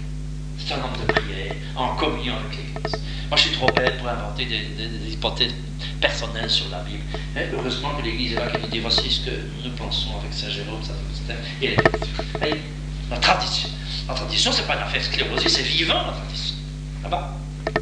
Je vous donne en terminant, je vais terminer, mais simplement, mais c'est très court, quelques clés pour bien comprendre l'Écriture sainte. Je les rappelle simplement. La première, bien distinguer les genres littéraires. Ça paraît capital, vous savez. Sinon, vous allez avoir des problèmes dans votre foi. Bien les distinguer. L'Écriture sainte suppose toute elle est écrite dans une culture, une histoire donnée, dans un genre littéraire. Si c'est de la poésie, c'est pas de l'histoire. Si c'est un livre de prophétie, c'est pas un livre de science. Deuxième clé pour lire l'Écriture sainte, lisez-la dans la prière. Elle est le fruit de l'Esprit Saint. Elle a été inspirée par l'Esprit Saint dans un climat de prière. Saint-Luc qui est dans l'oreille. Il faut la lire dans un climat de prière. Bien sûr, on peut l'étudier. Il faut l'étudier. Il y a des cours techniques sur l'Écriture sainte. Mais, bon, oui, il faut une part de connaissance. Mais il faut aussi la lire dans la prière. C'est une lecture priée de l'Écriture sainte. C'est Dieu qui l'a inspirée, n'est-ce pas? Et seulement l'Esprit Saint ne va pas téléphoner à chacun l'interprétation de la Bible. Nous avons besoin, parfois des notes ou bien de la prédication du dimanche pour dire, c'est ça l'homélie. Expliquer un peu ce que ça veut dire pour nous aujourd'hui. Donc, et lire l'Écriture sainte dans la prière. Une troisième remarque, n'est-ce pas, c'est que l'Écriture sainte se tient. Il y a unité entre l'Ancien et le Nouveau Testament. J'ai fini dans 2 minutes. Entre l'Ancien et le Nouveau Testament, il y a une continuité, n'est-ce pas? Il faut éclairer l'Ancien Testament par le Nouveau et le Nouveau par l'Ancien. Qu'est-ce que je veux dire? L'Ancien Testament ne se comprend bien que parce qu'il prépare la venue du Christ. Ça, je suis chrétien en disant ça. Saint Matthieu le fait très fort. Il écrivait pour les Juifs. Et il cite souvent l'Ancien Testament pour dire, voyez, cette prophétie d'Isaïe, elle s'est réalisée à ce moment-là.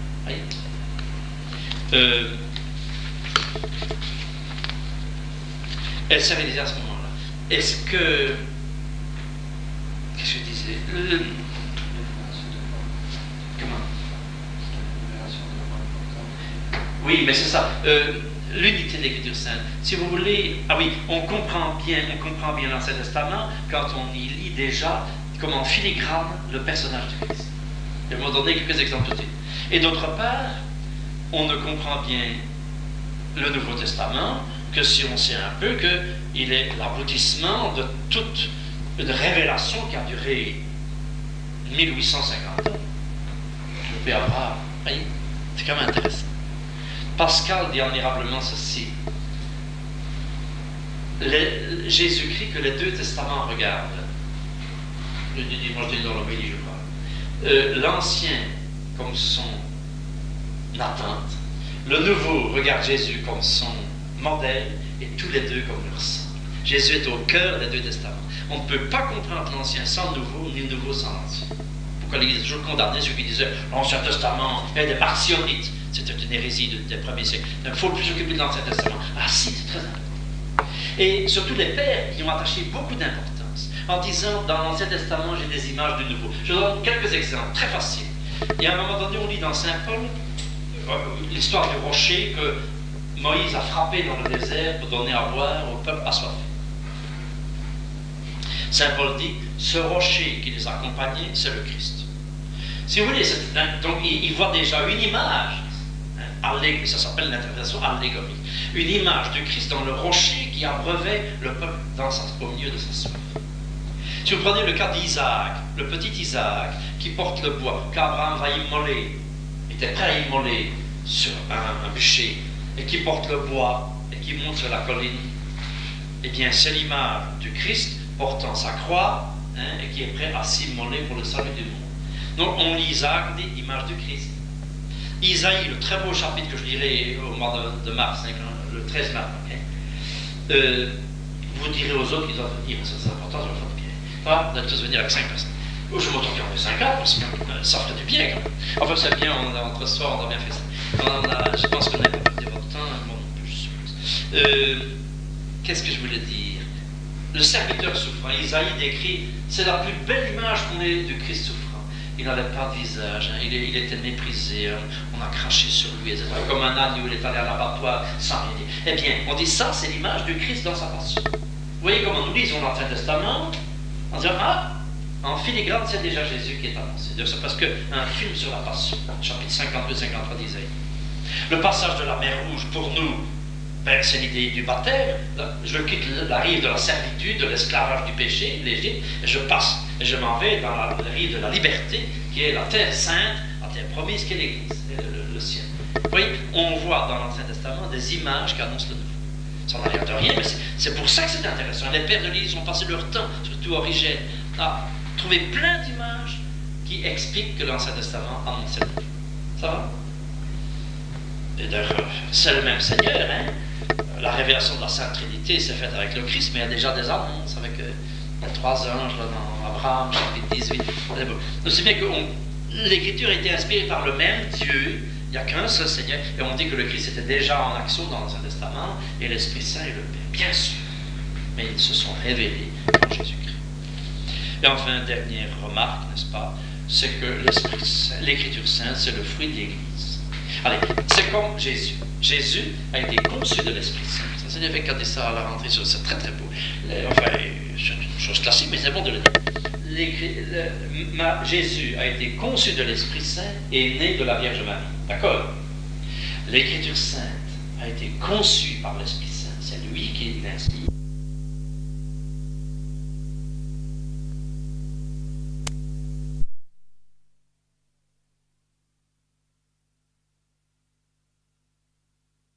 Marc-là, il y aura encore beaucoup de choses à faire, ça pour la prochaine fois. Sur le Christ proprement dit. Bon, eh bien j'ai parlé. Ça va quand même. Il est 10h20. À 10h on cesse. Sauf si vous voulez rester avec lui, mais enfin. J'en ai vu qu'il y a des questions. Sur ceci. Vous n'êtes pas assommé? Non. Non, pas assommé. Mais vous avez gardé des petits papiers, vous pouvez méditer là-dessus. Jean littéraire. Et le passage de la mer Rouge, oui, avec le mur d'eau, oui, ça c'est une forme éthérée, n'est-ce pas ça? Des gens qui ont voyé des merveilles partout, et ils voyaient un mur d'eau, un peuple d'Israël qui passait dedans. Bon, oui. On ne gomme pas ça. Hein. Je n'y étais pas. Moi, je ne le gomme pas, moi. Oui. Bon, vous savez ce qu'on dit, hein. Il y en a qui disent que c'est des phénomènes. On veut enlever tout ce qui est un peu miraculeux. Bon, je sais qu'il ne faut pas exagérer dans les miracles, mais on dit, c'est vrai qu'il y a des phénomènes où le Nil est asséché à certaines périodes de l'année, et dans le rebond. Mais ce qui est important, c'est qu'à travers ce phénomène qui était peut-être naturel, on a vu l'action de Dieu qui libère son peuple de l'esclavage et qui le fait passer de l'autre côté. Oui. Mais n'empêche que je ne dis pas que Dieu est venu à séparer les eaux avec le bâton, mais encore qu'il est capable de le faire. De quel droit est-ce que je peux dire qu'il n'est pas capable de faire ça? Vous voyez ce que je veux dire? C'est comme la multiplication des pains. Attention, les miracles de l'Évangile, là, je serais très dur, hein, parce que... Bon, mais ceux dans l'Ancien Testament, le sauterelle et tout ça, oui, il y a eu des phénomènes, je crois, naturels, dans lesquels on a lu un signe de Dieu qui sauve son peuple, on peut dire ça. Mais attention, à force de vouloir éliminer les écorces de l'oignon, on a la première dans les mains. Mais c'est vrai que dans l'Ancien Testament, il y a un certain nombre de faits présentés comme miraculeux et qui peut-être étaient des phénomènes purement naturels. C'est comme la manne, on dit qu'on en trouve sur certains résineux. Bon. Mais seulement, n'allons quand même pas trop loin, c'est quand même à travers cela que Dieu a parlé à son peuple. Il peut parler par des phénomènes ordinaires. Oui. Et là, je pense que les Juifs actuels, ils parlent sur ça. Le quoi, hein? Oui. Écoutez la religieuse de la discute comme ça. Le prochain, Pardon. Le coup de midi, là, il y a toujours quelques beaux mots. Ah oui, mais le dimanche matin, quand je viens par la grand-messe, je regarde, il y a la meilleure islamique, la meilleure juive, la meilleure orthodoxe, c'est super, ça va, une liturgie. Mais pour les juifs, ils expliquent très bien. Et là, ils sont. Ils rigolent pas avec l'écriture, ils expliquent très très bien l'Ancien Testament. Oui, oui. Ah oui, à force de. Mais ici, c'est pour le passage de Oui, Marco, oui. il est bien mis que les eaux étaient fendues. Oui. Or, la perception de la création, c'est précisément à travers ce passage-là que le livre de la Genèse a été rédigé. Donc c'est le Verbe lui-même qui dit qu'il y a quelqu'un qui a fendu la mer. Créer, c'est séparer les éléments qui doivent être séparés. Ah, tu te réfères à la Genèse, au livre de la Genèse. Oui, oui, oui. Dieu sépara, oui. Et la perception de la Genèse vient de cette expérience-là. Or, on emploie dans la Genèse le même verbe. Séparer. Ah oui. Mais l'essentiel, c'est qu'ils sont passés. Oui. Et qu'ils ont échappé aux Égyptiens. C'est ça. C'est comme l'histoire de l'agneau pascal, avec le sang qu'on mettait sur les portes. Mais c'est ça, hein, le Christ est l'agneau pascal. Nous disons agneau de Dieu à la messe, toujours en référence. Il n'y a pas moyen de comprendre la messe si on ne comprend pas l'Ancien Testament. Ben oui, la dernière scène a été célébrée au cours d'un repas pascal. Si on ne comprend pas ce que le repas pascal, on ne comprendra jamais la messe. Nous sommes spirituellement héritiers des Sémites, héritiers des Juifs. Ah oui, mais les phénomènes miraculeux de l'Ancien Testament, il ne faut pas trop vite dire il y a sans doute un certain nombre de choses qui font partie du genre littéraire de l'époque, je veux bien, mais c'est quand même des signes par lesquels Dieu a sauvé son peuple. Mais il se sert encore aujourd'hui d'événements naturels pour nous faire réfléchir. Hein. Attention, un accident. S'il n'y avait pas eu, je pense à Saint Ignace de Loyola qui a reçu un boulet de canon sur Saint-Jean au siège de Pampelune au XVIe siècle, comme ça qu'il s'est converti. Bon, il y a des phénomènes naturels qui sont source de grâce, dans lesquels nous voyons le doigt de Dieu qui m'a fait réfléchir. Non. Il n'avait jamais réfléchi, et à cause de son immobilité, il a réfléchi. Oui. S'il avait continué la guerre, il n'aurait jamais réfléchi. Oui. Il n'avait pas le temps. Oui, pour l'histoire de l'Armand, c'est vrai qu'on dit que des voyageurs de ce pays-là disent qu'on voit encore pas aujourd'hui des cailles qui s'abattent sur le sol. Et puis qu'il y a le matin, manrou, qu'est-ce que c'est, sur certains petits résineux, comment je dirais, un petit élément qui est nutritif, une excroissance. Oui, moi je veux bien, mais Dieu les a nourris comme ça quand même. Et c'est une image alors, du pain véritable. Hein? De même la multiplication des pains. Une chose, hein? Quand Marc rapporte la multiplication des pains, il pense déjà à l'Eucharistie. Oui.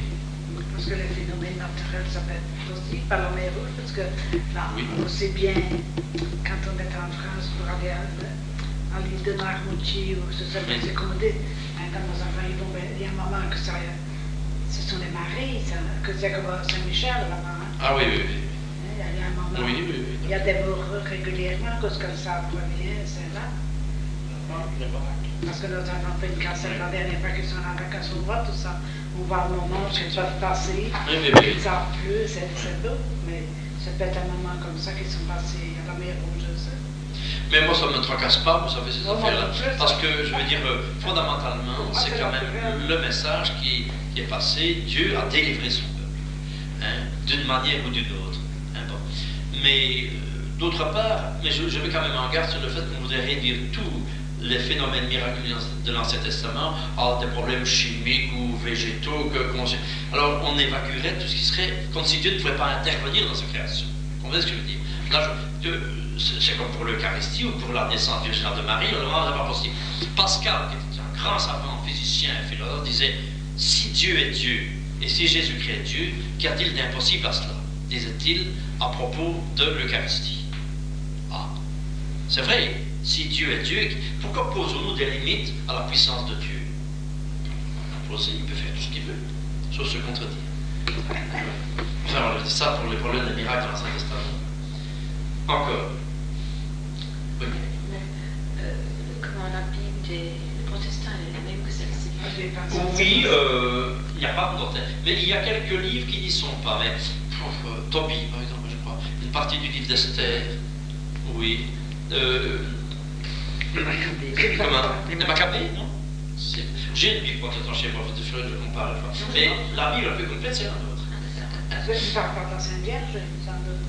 Ah, si, ça, ils auraient bien de la peine d'en parler de la Sainte Vierge des protestants. C'est en plein dans Saint-Luc et dans Saint-Matthieu. Hein? Mais si, ils ne font pas enlever le verset qui. Mais seulement, ils disent, pas trop parler. Ils n'insistent pas, mais disons qu'ils n'insistent pas sur le rôle de Marie, mais elle est quand même mère de Dieu, hein? Mais seulement. Ils ne vont pas enlever les passages des évangiles où on parle de Marie, hein. Quand même, ils sont honnêtes, hein, les protestants. Il ne faut pas croire ça. Mais ils n'insisteront pas sur la virginité de Marie autant que nous le faisons nous-mêmes. Mais ils ne vont pas enlever le verset où on parle de Marie, j'aurais beau faire. Il y en a beaucoup, dans Saint-Luc. Mais ils suivent la même Bible de Saint Jérôme, le protestant. Ah, mais non, genre, qui se réfère surtout, non, sûrement pas, pour l'Ancien Testament, à l'hébreu. Ils sont fidèles au texte hébreu. La Bible a été écrite en hébreu, enfin, une bonne partie, sauf une petite partie en fait. Ils sont très fidèles à l'hébreu. Et nous autres, on fait un mélange entre l'hébreu et la traduction qui a été faite en grec au IIIe siècle avant Jésus-Christ, qu'on appelle les Septante. Oui. Mais Saint Jérôme, ça c'est. Saint Jérôme a traduit d'après les Septante. Très fidèle, d'après le grec. Sauf les psaumes qu'il essaie de traduire d'après l'hébreu. Et les protestants suivent ça, les orthodoxes. Laquelle? Celle de Saint Jérôme. Oh. Les évangiles. Les orthodoxes suivent la Bible grecque, évidemment, parce que. Mais Saint Jérôme, c'est du latin décalqué à partir du grec, donc oui. Mais les protestants se servent surtout de l'hébreu. Vous pouvez vous parler du Nouveau Testament? Oui. Ah, pour le Nouveau Testament, il n'y a pas de problème, ça a tout été écrit en grec. Et Saint Jérôme a fait une traduction à partir du grec, enfin il a corrigé les fautes à l'époque. Mais on a le texte authentique en grec. Hein. Le plus vieux manuscrit des évangiles se trouve à Londres, le Sinaiticus. Et il est du 4e siècle. Ne vous étonnez pas, il y a eu 4 siècles entre les deux. Il y a des textes des écrivains païens de l'Antiquité, il y a 10 siècles entre leur naissance et les manuscrits qu'on a aujourd'hui. Un beau manuscrit qui est du 4e siècle, qui est au British Museum. Oui, on est sûr de la transmission des textes. Mais les protestants se servent de la même Bible que nous, mais il y a des livres qui ne reconnaissent pas comme étant inspirés. C'est tout. Mais seulement, j'aime autant prendre l'avis de Marie. Seulement, ils ne regardons pas certains livres qui sont, comme on dit, deutérocanoniques. Mais il n'y a pas de note, hein. Voilà. Il n'y a pas de note en dessous. Jamais, par principe, parce que j'interprète moi-même dans la prière. Alors, dans la Bible, donc, alors, il utilise même. Ah, bonne question. C'est ce que c'est que la tôle, je vais l'apprendre. C'est la traduction écuménique de la Bible. On s'est mis d'accord, anglican, enfin oui, protestant, catholique et un peu orthodoxe, pour une traduction française unique. Elle est bien faite. Seulement, il y a eu des compromis, hein, vous comprenez bien, hein, attention, ce mot-là, ça fait trop catholique. Mais on s'est mis d'accord. Mais alors, il y a des notes, elles sont superbes. Je n'ai jamais vu de si belles notes. Elles sont très honnêtes, parce qu'on dit, les catholiques interprètent ce verset comme ceci, les frères de la Réforme comme cela.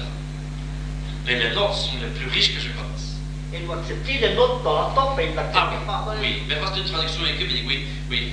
Mais ce n'est pas une traduction protestante, c'est une traduction écuménique. Nous avons un texte unique pour tous les chrétiens francophones. Même que les Allemands ont un texte unique en allemand qui a été rédigé par Luther. Ils ont cette chance-là d'en avoir une, nous autres pas. Mais la top est bien faite. La traduction, j'aime encore mieux Jérusalem, mais les notes sont super. Quand nous sommes allés à Thésée l'année dernière, oui. Nous avons écouté l'office de midi et demi. Oui. Quelle langue? C'était les psaumes aussi? Il y avait des psaumes et puis il y avait des invocations aussi. Ah, vous avez... Dans toutes les langues, hein? Oui, en anglais. Oui, en anglais, j'ai bien compris. Oui. Mais qu'est-ce que vous demandez? Quel texte, quel livre ils prennent? Écuménique sûrement. Pour les psaumes, ils prennent la traduction écuménique. Celle que nous avons au Rivière, c'est celle-là. Ils suivent par les mêmes que vous autres, quoi, à Thésée. Écoutez, il faut me poser une question à laquelle je n'ai pas comparé avec mon Rivière à moi. Mais à mon avis, ils prennent la traduction écuménique. À Thésée, c'est le lieu où jamais. La traduction admise par tous les chrétiens. C'est pas celle que nous lisons à l'église. C'est encore une autre, ça. Oui. Ben, enfin, il y a des petites différences de lectionnaire liturgique. Ben, oui. Le problème de traduction, c'est un gros problème. Mais enfin, en gros, on est d'accord. Avec Thésée, ils sont catholiques sans le dire, hein. Savoir, hein. Le pape leur a demandé de ne pas se convertir pour être un pont entre les protestants et les catholiques, mais ils sont d'âme catholique. C'est clair, ça. Donc les protestants très rigoureux n'apprécient pas toujours Thésée parce qu'ils sont trois catholiques. Je crois. Ils ont même retrouvé la confession, une forme de confession. Et la vie monastique et le célibat. Il faut le faire, hein. Il faut le faire, hein. Les protestants qui redécouvrent le célibat. Il avait abandonné et il redécouvre, oui.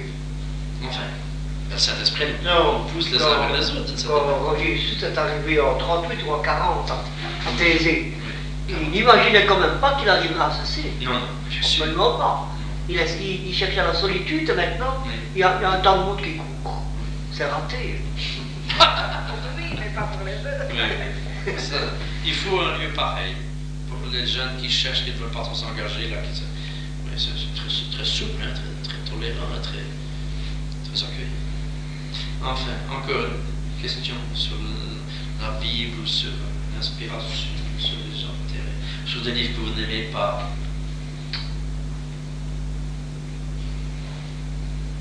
Je ne vous conseille pas de commencer par le Lévitique, par exemple. Les prescriptions liturgiques méticuleuses. C'est pas ça qui vous inspire. Il y a des livres que l'Église en fait. L'Église a fait un choix dans ce qui était le plus nourrissant pour notre vie spirituelle. Il y a beaucoup de répétitions, oui. Ça dépend. toujours la même chose. Ah, c'est le style sémitique, oui. Et puis on va en deux temps. Oui, on dit, c'était comme ceci et c'était pas comme ça. Ouais. Vous allez dire quelque chose? Non. Ah, Les prescriptions oui. du Torah, Oui. viennent du Lévitique. Il y en a 623. Vous parlez des commandements. Oui, si. Non, il y en a des commandements. Oui, maintenant il y a 605 ans, oui. Prescription, oui. Pour ça, quand on demande à Jésus quel est le plus grand commandement, ben, c'est un piège. La Torah, c'est la loi. Hein. Ça vient Le tiré sabbat. de Lévitique. Pardon. C'est tiré de livres de... Attention, la loi se trouve dans Deutéronome et dans le Lévitique. Ça a été repris plusieurs fois. Et il y a plusieurs fois. On le lit un des dimanches de carême. Tu ne tueras pas ça. Et dites entre nous, puisque vous parlez de ça, les commandements négatifs qu'on lit dans la Bible.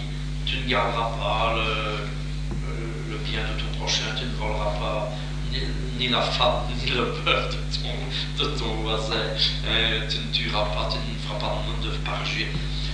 Il ne faut pas être choqué de l'aspect négatif des commandements. Tout ça formidable. C'est des garde-fous. En dehors de ça, tu fais ce que tu veux dans la liberté de Dieu. Mais on te dit, si tu fais ça, je t'arrête. C'est comme on mettait une tête de mort sur certains médicaments où il était marqué poison. Si tu fais ça, attention. C'est des garde-fous que l'Église, que vous donnez. Et si on se servait des 10 commandements, parce qu'il y en a 10, hein, si on lève tous ensemble, ça fait 10 grands, eh bien, je vous assure que c'est bien mieux que la charte de l'ONU. Les Juifs étaient en avance sur leur temps. Les prescriptions de la loi juive dans Deutéronome, c'est formidable. Même à l'égard des immigrés. Hein? Souviens-toi que tu as été toi-même étranger en Égypte. Enfin, il y a des choses super. Tu n'en garderas pas jusqu'au coucher du soleil le manteau que tu as emprunté à un autre parce qu'il n'a plus que ça pour dormir. Hein? C'est magnifique. C'est comme justice sociale et comme code pour la vie sociale, c'est merveilleux si on l'applique. Même la loi du tabac, œil pour œil, c'était un problème. Oui, expliquez-le. Oui, dites-le, j'allais. Dites-le, quand on dit œil pour œil dans le temps, c'était déjà on beaucoup. pouvait se manger comme on voulait. À un moment donné, c'est Moïse. Oui. Donc, à cette époque-là, on a dit, non, vous ne prendrez pas plus que l'autre vous a pris. Donc, un œil. Si on t'a écrasé un œil, on va en écraser deux. Œil pour œil, un seul.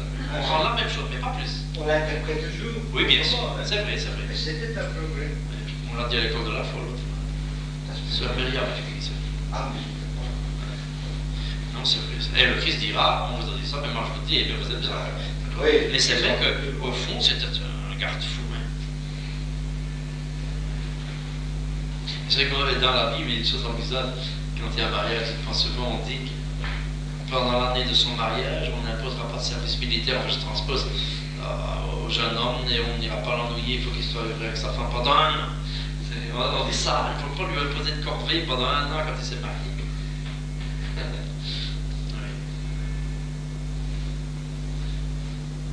Enfin, je souhaite une chose, hein, c'est que vous ayez un peu compris. Avec ça, retourner des papiers, c'est l'essentiel.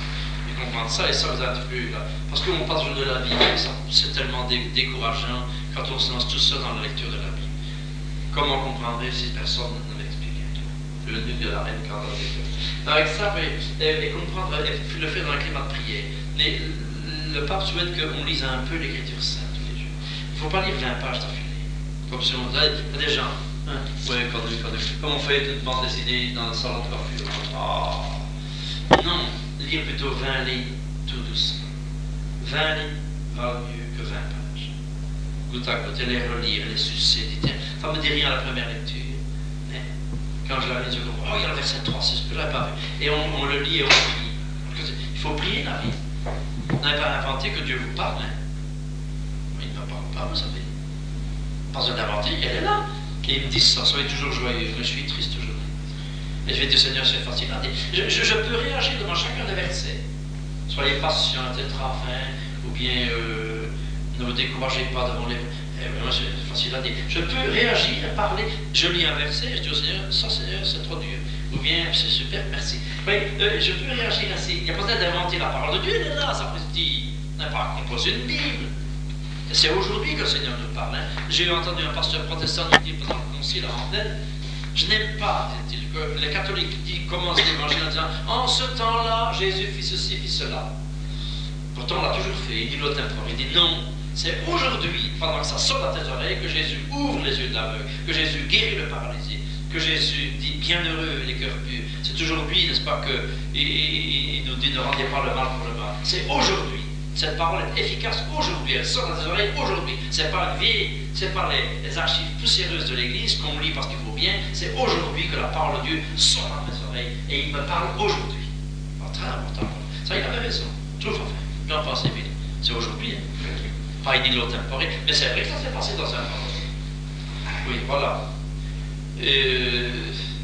Enfin, voilà, j'espère que ça n'a pas été trop dur. L'ouvrir n'importe où. Pardon? N'importe où. On peut l'ouvrir. Ah, je vois. Vous êtes dans un groupe de prière? Non. Parce que dans les groupes de prière, on dit on ouvre la Bible et Dieu me parle. Je dis oui, mais le gardien dit, il ne faut pas toujours dire que c'est exactement ce que vous fallait ce jour-là. Mais c'est vrai que j'ai déjà été visité dans le groupe de prière et été frappé que parfois on cherchait des réponses, on l'ouvre. C'est quand même vraiment pour nous. Vous savez, il y a dit, oui. Mais on peut l'ouvrir où on veut. Moi, je préfère dire je vais lire Saint Jean ou bien je vais lire Job à quelques notes. Ou bien, il ne faut pas commencer par des choses trop difficiles. Hein? Je vous conseille de lire la première épître de Saint Jean, ou bien de lire Isaïe avec des notes, hein? Ou bien, que sais-je, le livre de Jonas qui est beau, qui est petit. Vous savez, ça dépend un peu, il faut varier, Ancien et Nouveau Testament. Et Saint Paul, hein, Saint Paul, je dirais que Saint Paul, quand je dis Saint Paul, je salue Saint Paul, j'arrête, hein, c'est Saint Paul, c'est ce qui me touche le plus. Ah, les psaumes. Les psaumes qui vont lui, pardon? Quand il raconte qu'ils sont sortis d'Égypte, etc. Moi, j'ai sauvé une psaume 109. Mais c'est quand même la geste de Dieu qui a sauvé Israël. Alors, écoutez, mais il y a des psaumes que. Oui. Bon, on peut avoir des amis dans les psaumes, quand on a des étoiles, il y en a qu'on aime bien, d'autres qu'on aime moins, d'autres qu'on a contre, on sait. Mais dans les psaumes, il ne faut pas supprimer les passages où il y a des imprécations contre les ennemis. C'était de fait contre les ennemis d'Israël. Et maintenant, on peut dire, je le lis contre les ennemis, bon, ceux qui cherchent le mal sans savoir, qui, pardonne-le, ne savent pas ce qu'ils font, hein, contre les forces spirituelles qui se déchaînent contre l'Église, les forces du mal, écrase-les, Seigneur. Oui, je peux dire ça. Lève-toi, Seigneur, défends ta cause. On est en plein ventre, corps à la terre. Qu'est-ce que tu attends, Seigneur? Lève-toi. On peut dire ça pour l'Église, pour les chrétiens découragés. Il ne faut pas avoir peur des passages où il y a des petites malédictions contre les forces du mal. C'est contre Satan, comme ça on peut le maudire. Ça va? Dites la prochaine fois, eh bien, je parlerai vraiment du Christ alors, vrai Dieu et vrai homme. Vous comprenez? Le Christ, vrai Dieu, comment est-ce qu'on peut le savoir dans l'Écriture sainte, et puis vrai homme. Vraiment, l'un d'entre nous, dans les évangiles. Partez des évangiles, uniquement sur les évangiles. Ah bon? Dites, je ne peux, merci. Je vais quand même vous donner un peu de pub pour la rue que je dirige, on ne sait jamais. Il y a une petite revue qui a été fondée à 26 ans. Vous êtes en rendez-vous. Enfin, si ça vous intéresse, vous connaissez des gens qui ça intéresse, hein, eh bien, Pack Nouvelle, ça paraît peut-être à moi, mais ça peut même pas le prix d'un petit souper italien le soir.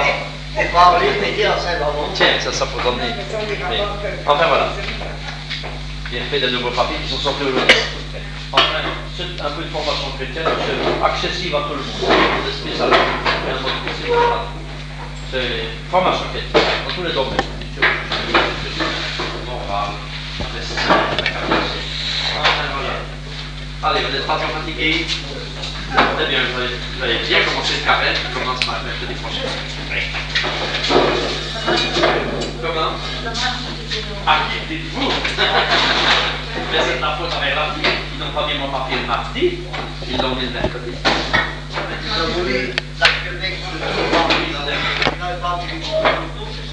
C'est des affaires diocésaines. Monseigneur. Oui, vous y êtes.